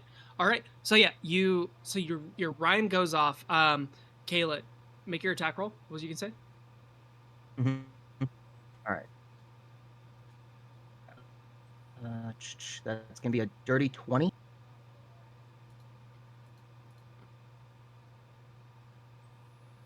Okay. So cool. So you guys pull off this like cool combo move. Describe it, Kayla, as this thing like comes leaping up off the ground, arms outstretched, and it like freezes in midair. Like you can see the rhyme like biting its joints up as it's like flying towards your face. What does your combo move look like? I'm on volleyball spike it. Gonna do. Actually, pretty close. I am gonna do a front flip heel kick, slamming it right back onto the ground. Perfect. So yeah, this one smashes and shatters across the ground. The other two, like, as they're the one that was rushing. Yeah, the one that was rushing, freezes into place, with arm outstretched towards Mithra. The one like back in the corner that had just thrown something, it's like slapping the ground like a. When it freezes into place, like both stretched above its head. Cool. So that's your guys' held actions. On this side, these ones are going to move their full move speed. Okay. Othala. Yeah. Question. Did those things all die, or are they like just the one that Kayla hit? The three of them that Mithra hit, like Mithra and Kayla did a cool combo move. Okay, so they're all down and out. But now there's some coming from the south. And it looks like there's another one that just popped up in the middle-ish. Okay. Question. Did I get a chance to light up something, or am I holding the flame? You're holding your produce flame at the moment. So like you have the fire there. Did you want to apply it to something, or do you want to like throw it and then bring up another? I had wanted to light up like a box or something so that we would have like a bonfire sort of vibe going before this whole thing started. I wanted to like light it up in my hand and then like light something so that she can leave the flame there and like round as she needs. Does that make So sense? the only thing flammable in this area that you saw are like the dilapidated banners that are hanging up above your head. So if you wanted to like chuck your flame over there and create a permanent light in this area, or semi-permanent until the banner burns up, Yo, light it you could up. do that. Okay. I would say that burning that banner will definitely increase the radius that is illuminated here. Is that a good thing or a bad thing? Good thing or a bad thing? That's up Listen, to we you. need to be able to see them. Think tactically, Othala. Oh God. Well, I feel like that's Think not tactically in the way that Othala would think. Yes. Tactically, I feel like we don't want to be a giant target. Because if there's anything bigger out there, that it'll That's definitely right, see the flashbang banner go up. everyone who has dark vision. I'd rather deal with littles first. So I'm going to hold on to my flame, I suppose. Continue to be a beacon. I don't know. Because once I throw it, it'll go out, right? So you're gonna be our anglerfish bait. Yep. Basically. Yeah, you can reignite it with a bonus action if you'd like. But if you want to illuminate the area by light, that would be like throwing the fire as an action. So to be explicit about it, that would really help Kayla and Road. It also might make you guys more visible to whatever to more of these gutter imps as they come at you. Right. So however Othala decides tactically, like is smoking one of these imps or more of these imps more valuable, or illuminating the battlefield? Like what is Othala think in this moment? All right. I think we're not 100% certain what's going on yet. So I think what she wants to do is kind of test the waters first to see like how strong or hardy these things are compared to her power.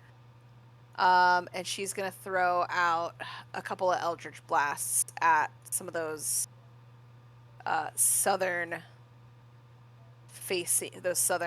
ones. So she's gonna kind of take a step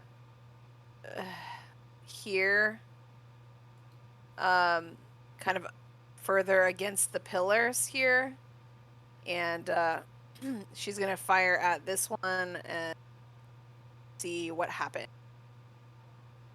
with those Eldritch Blasts. Okay, make your attack roll. Oh, you're level 5, so you get 2 of them now, huh? Yeah. Well, that first one was a 16. 16 does beat its armor class. Okay. Roll damage. All right. 8 force damage to the first one. Okay. It like stumbles, but it like rolls on the ground like a Bakugan before hitting back to its feet. Okay. Does it look super damaged at all or not?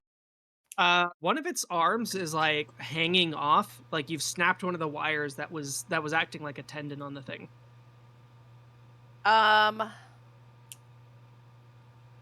If it didn't go down, she'll throw it again at the same target. Cool. Another crackling gold blast of eldritch light smacks into it. Dirty Make an 20. attack roll. Dirty 20 will land. Roll damage. And 7 force damage this time. 7 is enough to drop it. It like smashes into the ground and like bits of it scatter across the floor, sliding towards you as its momentum carries forward. Okay. When I throw my Eldritch Blast, does that make me drop Produce Flame, or am I no, because okay. The elimination from Produce Flame is a bonus action, and it doesn't go away until you throw. Okay, cool. All right. So that's one down. Yep. It's the closest one, I assume. Yeah, I don't. And then as another bonus action,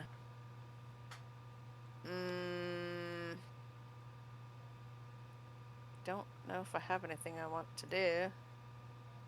As a bonus Okay. action. Yeah, I think that's it. Then Taz, you're up. She is going to be like bouncing on the balls of her feet, waiting for them to get into range.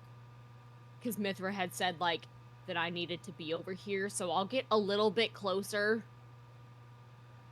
But I will not like go into this doorway, but I'm just gonna like try to entice them to move closer, and I'm gonna hold my action until they get close. All right, so Taz is holding a smash. What weapon are you? Smash. I have my battle axe out. Is it the new And I fancy am- one? Is it a new fancy one? The Wait, dwarven wait. key is a hand axe. It's the smallest of your Oh, the axes. hand axe. Never mind. I misspoke. Yeah, no. This I thought it is was my bigger. big smashy. Yeah, you have 3 different sized axes. You have hand axes, which are hatchets or tomahawks. You've got your battle axe, which is like a 1 or 2 handed. And then you've got your great axe, which is a gigantic double bearded like blade at the end. Yeah. No, I'm playing with big smashies, so I've got my battle axe out. And my ears will be like, as soon as they come into range, I'm gonna pop my ears. Yeah, you guys have had like a week's worth of rest, so you've got resources to burn if you feel like these are a threat. I forgot about your ears, and I thought your ears were like clogged. You were like normalizing pressure. I'm like, what did I miss? Oh my god! It's been too long since combat's happened. All right, so as Taz is readying her action, she like limbers her great axe, spins it around in both. Come on, guys! Like, come on at me. The round moves back up to Mithra. So you've like iced the ones at the top row. You can hear them like scuttling both out of the courtyard that Taz is blocking, as well as the very southernmost edge of the like main space that you're in right now. Okay. Now that we've at least dealt with the immediate ones, I'm going to bless. And I will bless Taz, Road, and Kayla.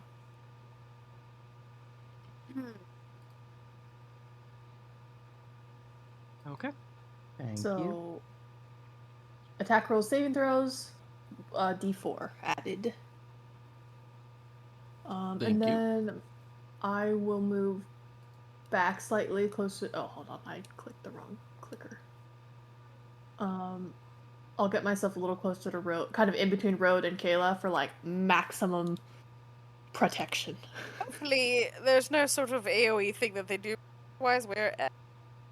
Yeah, well, we'll see. Yeah, that'd be crazy. Or, oh my god, okay, well, this is a pillar, right? Yeah. Okay, I'm gonna place myself on the opposite side of the pillar, essentially, of Athala.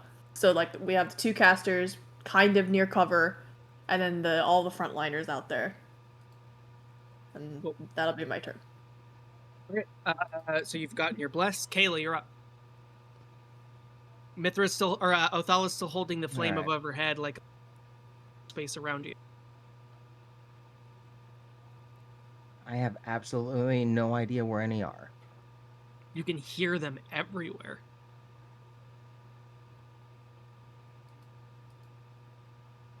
I trust myself well enough to fly off into the dark and start kicking. Oh, no. I attack the darkness. Girly. Why did you sound like one of the unicorns from Charlie? I don't know. Charlie. It's a magical darkness, Charlie. It's a Leopleurodon, Charlie. The magical What is that from? Leopleurodon. Charlie. Charlie the unicorn. Oh Oh they god, did are the you freaking- too young to Anyway, know that? so we've No, time's a wasting. All right, so Kayla, are you running an Alright. action? What are you doing? Where are the Yeah, so Doritos? I want Mountain Dew. yeah, I guess I'm gonna go off into the darkness and attack the closest sound. Okay. So you rush off into the darkness. Make a perception check. I was 7 when that Did- thing came out, so I'm a little Yeah. too young. Anyway, sorry. So yeah, make a perception check. Yeah, you're doing this auditorially, so you're like just listening for 25. them like scuttling about. Okay, so you land in a space where you feel fairly Kayla runs into a confident. Like wall. you're flying above a XD. space that you feel like, oh, I think I hear one below me. Cool. Yeah. All right. What do you do? And if I'm flying in that space, I'm gonna drop on top of the basically drop kick Okay, make an attack below roll me. with disadvantage. All right. First one's at 25. And for it, Disadvantage 18 to into hit. 25. I'm sorry. Did you say No, with no, with disadvantage? disadvantage, my first roll was in 25. 18. Okay. 18 was my lowest of 2 rolls. Okay. I was like, excuse me. Okay. Yeah, an 18 does beat its armor class. Roll damage. All right. Oh, by the way, this is going to be force damage, not bludgeoning. Ooh, got that upgrade. I did. That's 10 damage for the first. 10 damage. Okay. So you feel your foot like crunch into a Yeah. pile of metal. It honestly feels like you're stepping into a trash can for a second before it like starts gripping your ankle and start pulling itself up.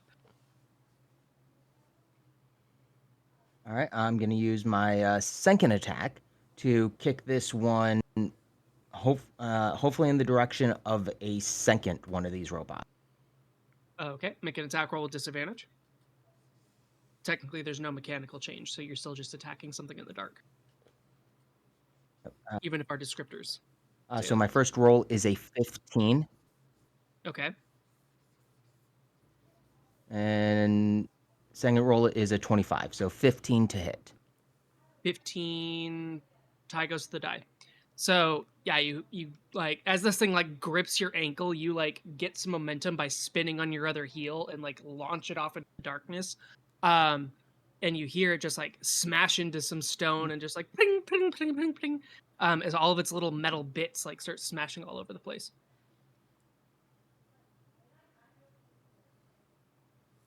All right. After Kayla is Road. Does Rode see any of these robots things within his range yet? No. Within the firelight, there's nothing within Othal's illumination. Okay. Is the floor here like tower floor? Yes, but it's much less well maintained.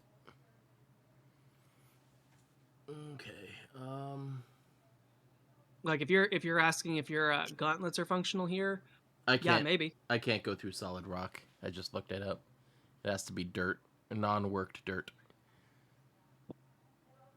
Never mind. I will hold my action to continue protecting the light source. If anything like comes out of the darkness towards Othala, So I Road, wanted to don't see like- Mole Rat Road. huh?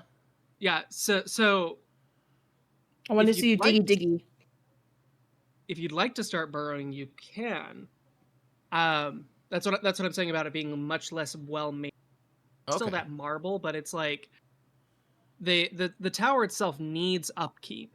And this building has had 100 years of decay. So like the stone here is more like gravel than it is. Oh, okay. Like there's these big flagstones on top of a bedrock of gravel. Yeah, use the cool shit. Use the cool shit that you got. All right, Rode will burrow straight down and kind of set up like a surprise trap for anything that comes near Othala. Imagine the absolute terror of just like walking in the darkness and then just tripping over Road just in the dirt, ready to assassinate you. Yeah, you look down under your foot, like you lift your foot up off the ground, and down below you see Rhodes' face doing the Saitama expression. Oh God. Exactly. All right. So yeah, Road, you like bury yourself into the ground. This is the first time you guys have seen like Road really like uses gauntlets. And he like punches down on the floor and like yanks up these chunks of earth before like throwing himself over into this hole. As he disappears under the ground. Cool. That's so you just are. uncanny. I am visualizing a cartoon and I can't think what Makes cartoon kicking him it is. in the dick easier. Anyway, after Road is monsters. All right, Taz. These guys come. By the way, you were here. probably thinking of Street Sharks. Street Sharks is probably Street Sharks. Oh yeah. All right, so Taz, like 4 of them come rushing out of this open space here at you. 2 try to come like climb over you and out through the doorway past you into the area beyond. You get attacks of opportunity as they try to like go past. I want to, because I held my action, I want to... Oh yeah, as they enter your space, you get your free before they... Yeah. Jesus may have walked on water, but I swim through land. Sorry, go ahead. I am... with my held action, my ears pop out and I am going to start spinning like a top with my battle axe out, and I'm just fully like Tasmanian devil at this point of trying. I'm just taking them all out like a top. Let's go. Okay. So with a held action, you get 2 attacks as these things like enter your space. There are 4 of them coming at you.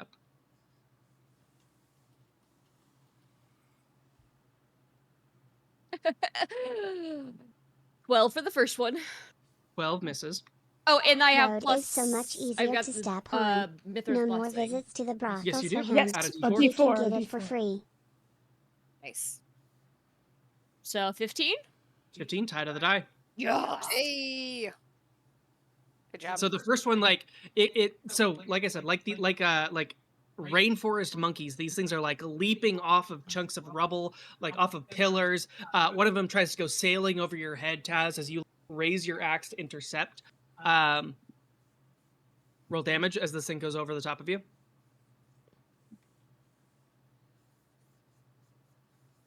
11 points of damage. 11. Yeah, you take off an arm and a leg, and it like hits the ground, and one arm and leg, it's pulling itself madly towards the casters in the back. So no mechanical change, but yeah, you do a fuckload of damage compared to its total number of hit points.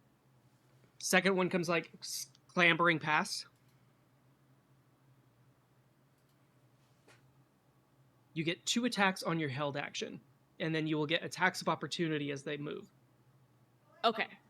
So this is them entering your space, and then as they leave your space, you get an attack of you get 1 attack of opportunity. Okay, so 19. 19 will hit. Do you want to hit the same one that like dashed past you, or do you want to hit a different one? I'm gonna hit the same one. Okay, roll damage. Do I still get the D4? Or is that only on 1? That's on your attack roll, not on your damage roll. Got it. 12 points of damage. 12 points.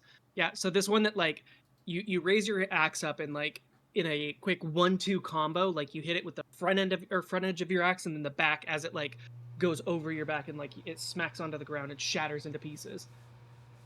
Yeah, like a little whirligig, like yeah. A whirling dervish. Cool. The second one tries to like rush past you, so now would be your attack of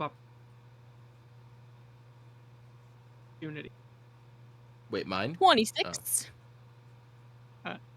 Hazes. Yeah, sorry. 26 does hit, yeah. 15 points of damage. 15 is enough to drop it in 1 hit. Cool. So two of these like monkey-like construct things like start rushing past you. Taz like smack, smack, smack, and 2 of them go like spinning out of the air and like shattering on the ground behind, leaving just the 2 that didn't have enough movement speed to get past you. So it is still their turn, however. So these ones are both going to make melee attacks against you. They only get one melee attack. Yeah. First one is 19. That hits.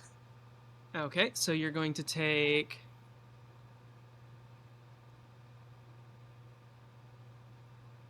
4 points of bludgeoning damage, but you're raging, so only 2 points of bludgeoning damage. Okay. Second one, and then make a dexterity saving throw, as it like grabs onto the haft of your axe. And I get advantage. 14. 14. Mhm. Okay, so yeah, the thing grabs onto the haft of your axe, and you kind of like shake it a second, and you watch as the thing like loses its grip and hits the ground next to you before like recovering. Second one is 21 total to hit you. That hits. You take 5 points of bludgeoning damage, rounded down as 2 points of bludgeoning damage. Okay. And then make another dex save as this one like tries to steal your weapon.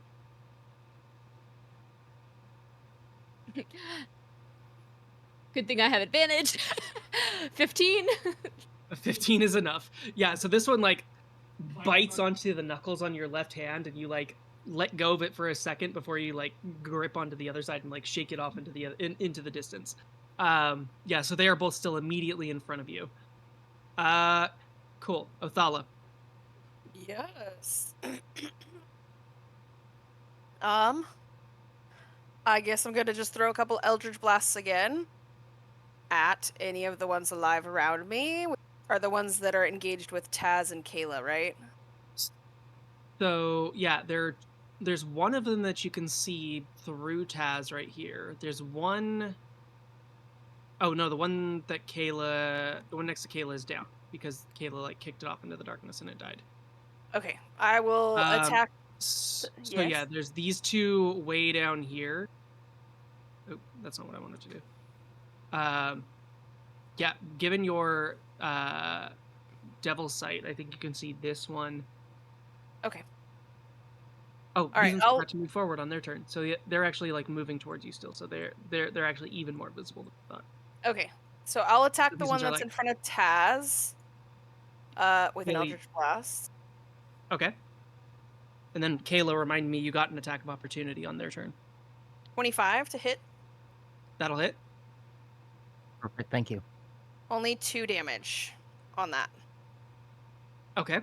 If it's still up, I'll throw an Eldritch Blast at it again. Yeah, I mean, metagaming wise, you guys have figured out that these things start with 14 hit points. Okay. That one's a 23 to hit, and only 1 damage. So I did 3 points of damage. Yeah, so like Taz, you look down as like these blasts come around, like one comes around your side and one comes between your knees, blasting at this little like monkey-sized contraption, and like little glancing blows hit and like chee. You're kind of in the way, darling. And then that's my turn. All right. All right. Kayla, you got an attack of You're up. opportunity. All right.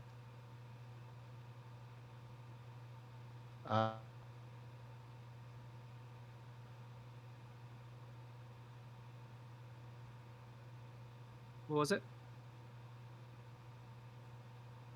19 to hit. Yes, that'll hit. All right, and I did 12 points of force damage. Okay. On the attack of opportunity, you almost down it. All right, and then that All brings right. it to Taz. Your turn. I'm in the way. How many people, or how many of them have you taken down? And she's gonna take 2 more swings at the one in front of her.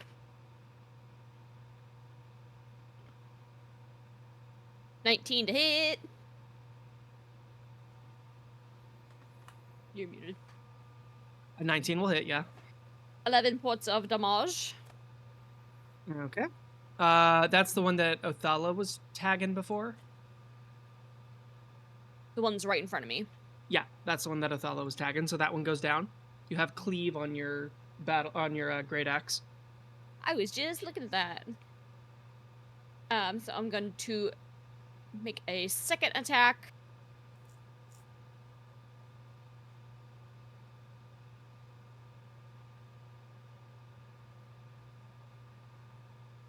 That is 21 to hit.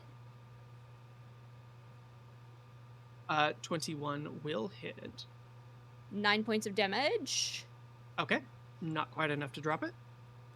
That's on the second one. That's on your cleave.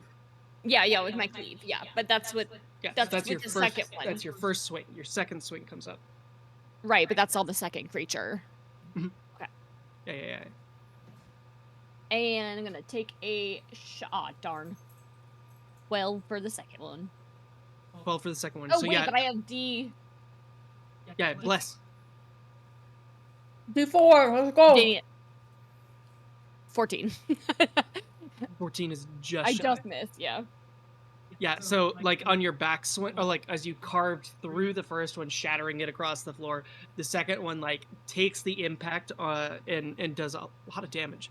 But it like slides back a little bit just outside of range of your second swing. So yeah, it's still adjacent to you, but it looks like cracked, like its metal bits are broken. Any movement or bonus actions? All right, Mithra. Okay. So we took out the 3 on the side. Kayla's finding in the dark. Are any more coming from that direction so far, or no? Does Kayla seem to have like kind of a lockdown? Make a perception check. Ooh. Okay. Okay. 21. 21, not bad. So there are at least 2 more in Kayla's direction.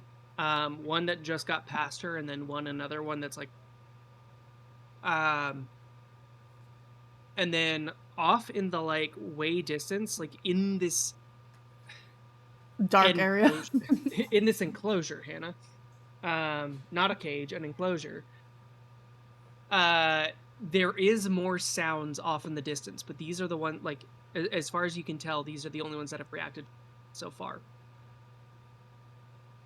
Okay. Can I? Okay, for now, I will. Hold on, okay. Can I shoot at? Hold on. This one down here in the south with Kayla. Is that one still alive? Yeah, that's the one that Kayla just kicked as it ran past. Okay, can I? I will attempt to Ray of Frost it. Okay, make an attack roll. It's within your dark vision range, isn't it? I believe so. Like I would step out from behind the pillar if that is needed, but yeah, it's within the range of your dark vision, so you can make the attack roll. Natural 20.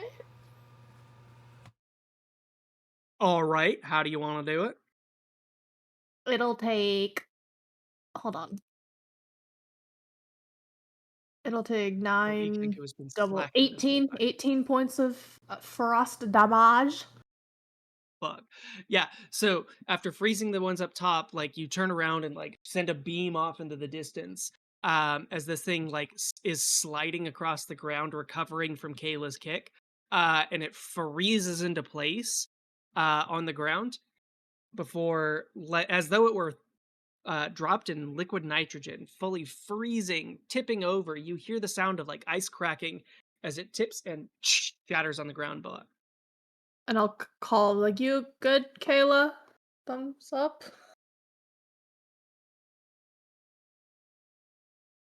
I'll take that as a yes. Yeah, I'm good. Are there any more around? I don't see any. I think Taz is hitting some. Okay. All right, because I really cannot see in this. Yes, that is quite unfortunate. I will see what I can do about that. that'll be the end of my turn for now. Sorry, did someone Kayla. mention me? Oh, sorry.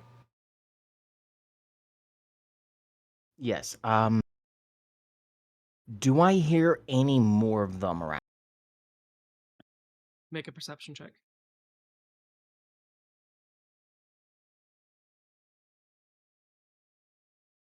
Uh,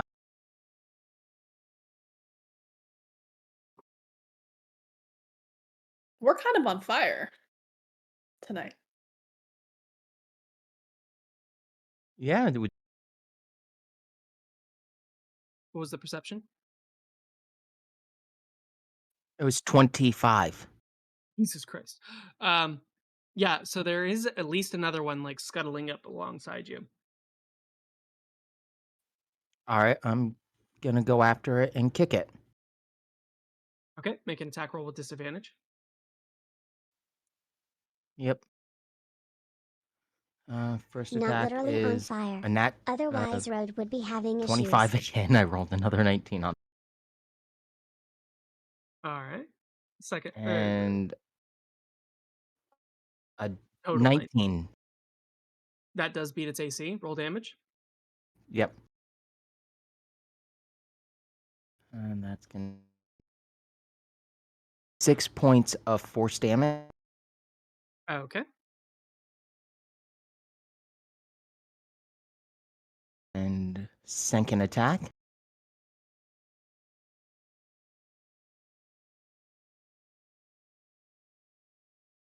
Of course, that's a nat Wait. 20. Okay. With disadvantage though. Yep. Don't forget D4. Fucking. Are you serious? Nat 20 to a 9. I went from a nat 20 to a nat 1. That's funny. So yeah, the second one does not land, and this thing, like you've flown towards it. Kayla's even deeper in the darkness. I think she is past the tiefling's dark vision now. As she is like clank, clank, clank, and like All right. smacking into the floor in the second one. All Anything right. else? Bonus attack, unarmed strike. Okay. Bonus attack. Attack roll with disadvantage. Not burning a key point. You said. Nope, not yet. That's 24 to hit on the first roll. And then 21 to hit. Okay. Roll damage.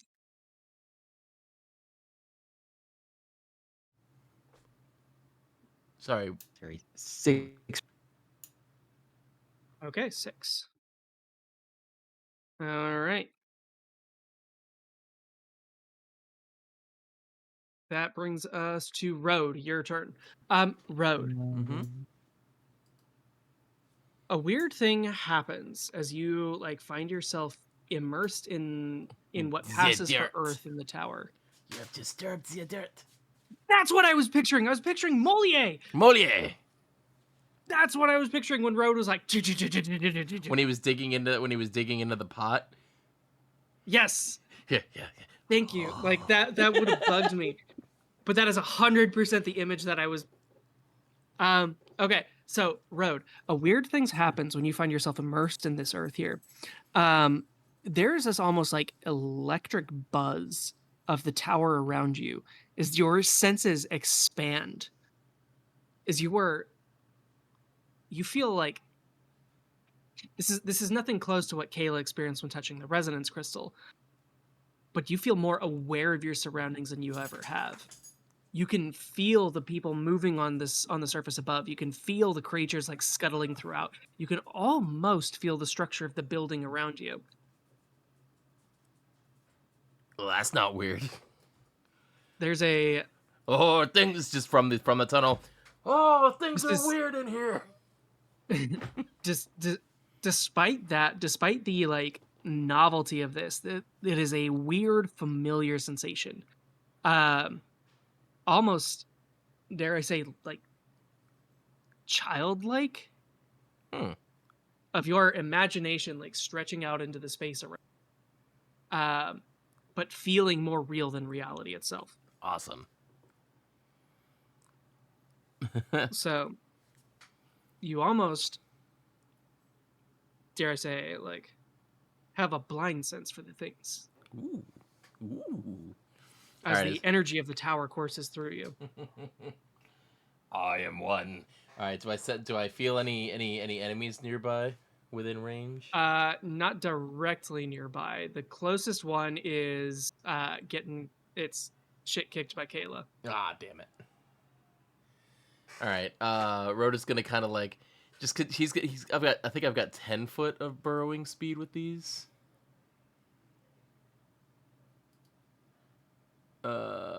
Yes. So I'm gonna burrow out like 10 feet. Just like, is there anything out here? And he's gonna hold his action for if anything like falls within his attack range. Right. All right. After Road is Gutter Imp. It's going to try to rush past Kayla. Make it a you have a reaction, Kayla, if you'd like to make an attack of opportunity.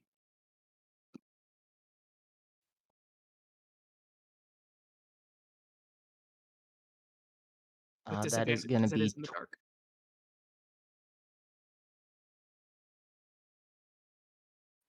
12. Okay. 12 to hit. Okay. It scuttles past unharmed.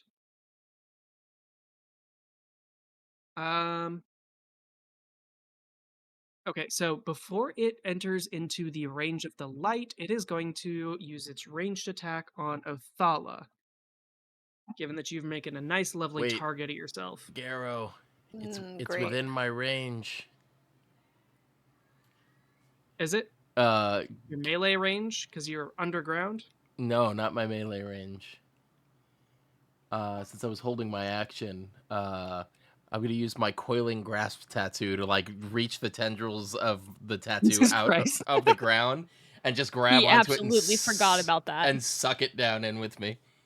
So the thing like grabs a chunk of its fallen comrade and gets ready to whip it at Othala's head when out of the ground comes these inky black tentacles.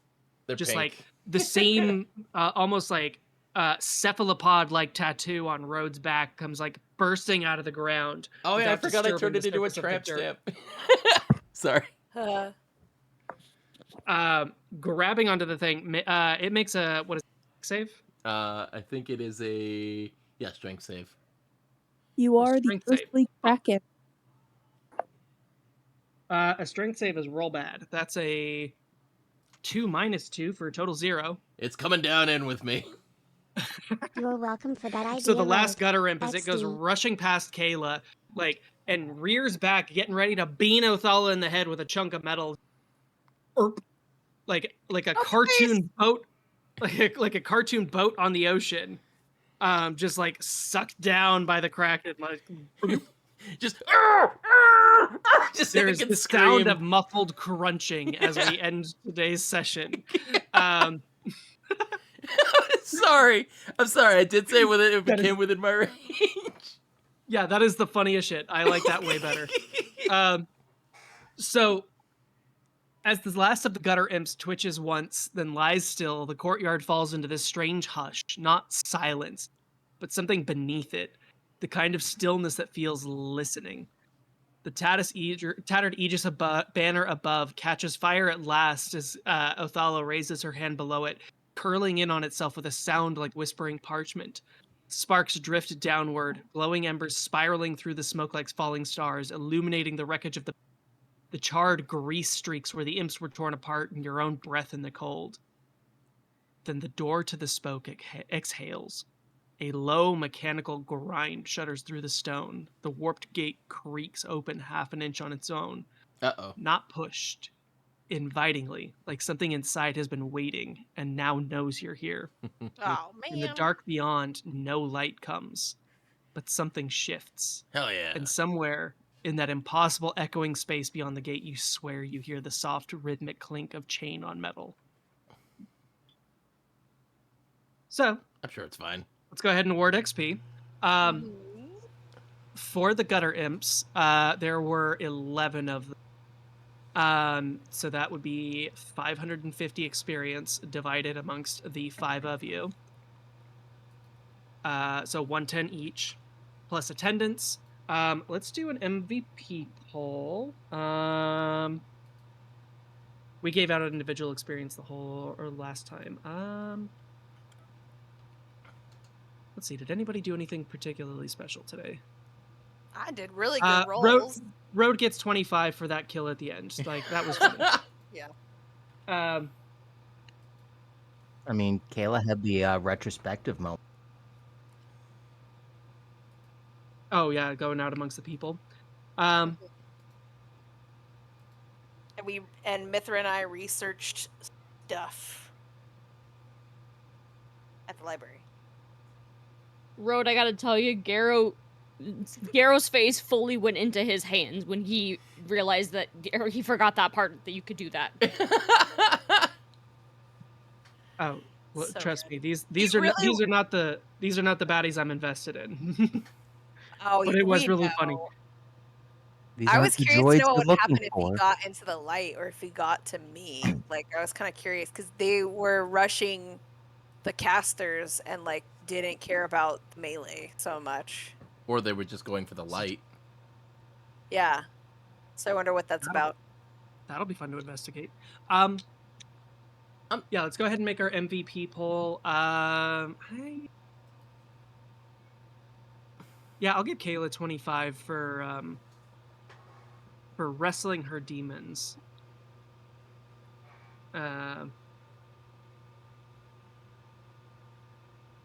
Anything for Team Brain Cell?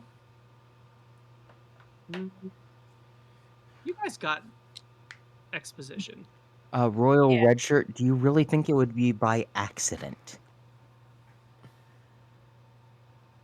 Yeah, exactly. Who said that? How do you think the crunch happened? Oh my god. Do you know that men can also Bunzo Steel. I was gonna say, did you know that men can also benefit from Kegel exercises? Don't you judge me. The fact that there's dead silence, I'm not appreciating. I was reading the chat. I was intentional being silent. Don't judge me, Garrow. I have a quick question about this coiling grasp tattoo.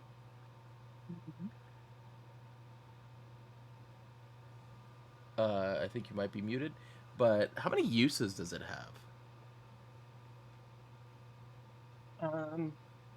Read the description.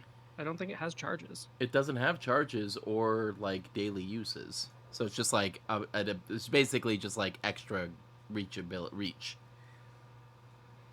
which is good for my slow ass.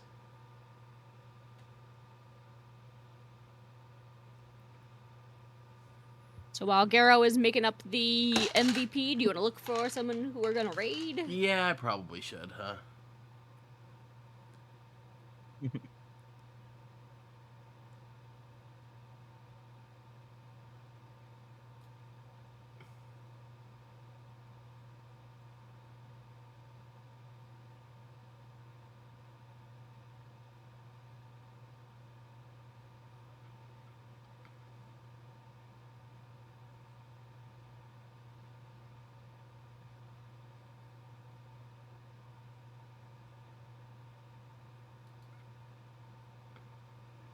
Oh my gosh, I'm so close to hitting level 6.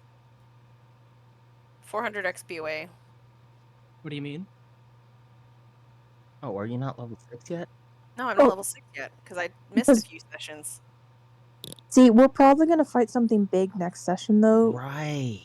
And so I feel like there's a decent chance like this mission will help push you over the edge. Alright, I found a raid.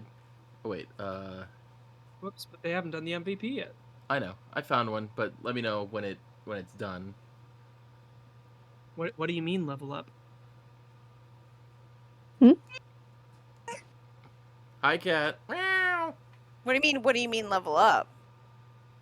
Othala, what do you mean you're gonna level up? Like, that's not... What are you talking about? It always sounds like a squeak toy. She practically is a squeak toy. I'm level 5, and I'm not level 6 yet. What That's do what I'm you talking mean? about. Like, yeah, you've got stuff to do. What do you mean I've got stuff to do? What does that You're, mean? What you're are you like talking about? You're like a half-formed What do you- warlock right now. I don't think you. Your, Go ahead. your patron just spoke to you like IRL. Uh-huh. Hold on, let me whispers from a god here. He Yeah, said, "Get yeah. your shit together, girl. You got places to be."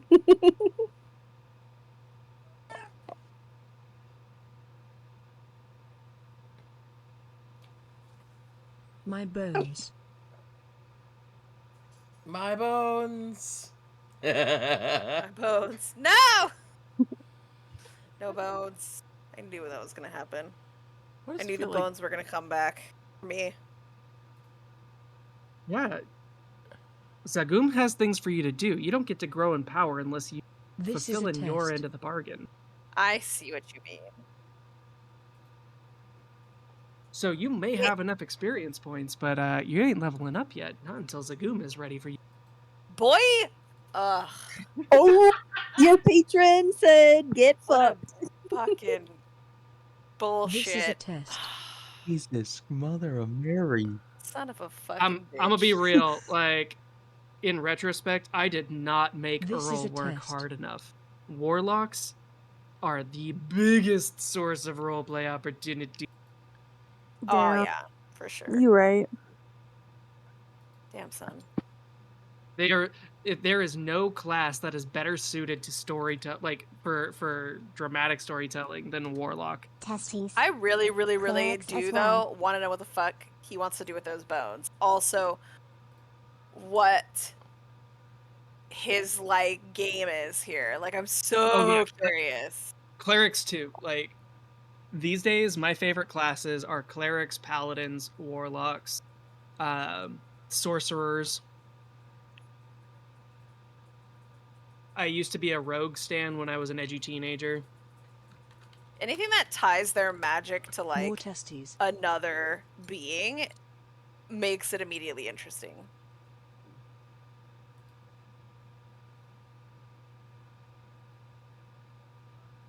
But yeah, I have regrets about Earl, and you are getting the.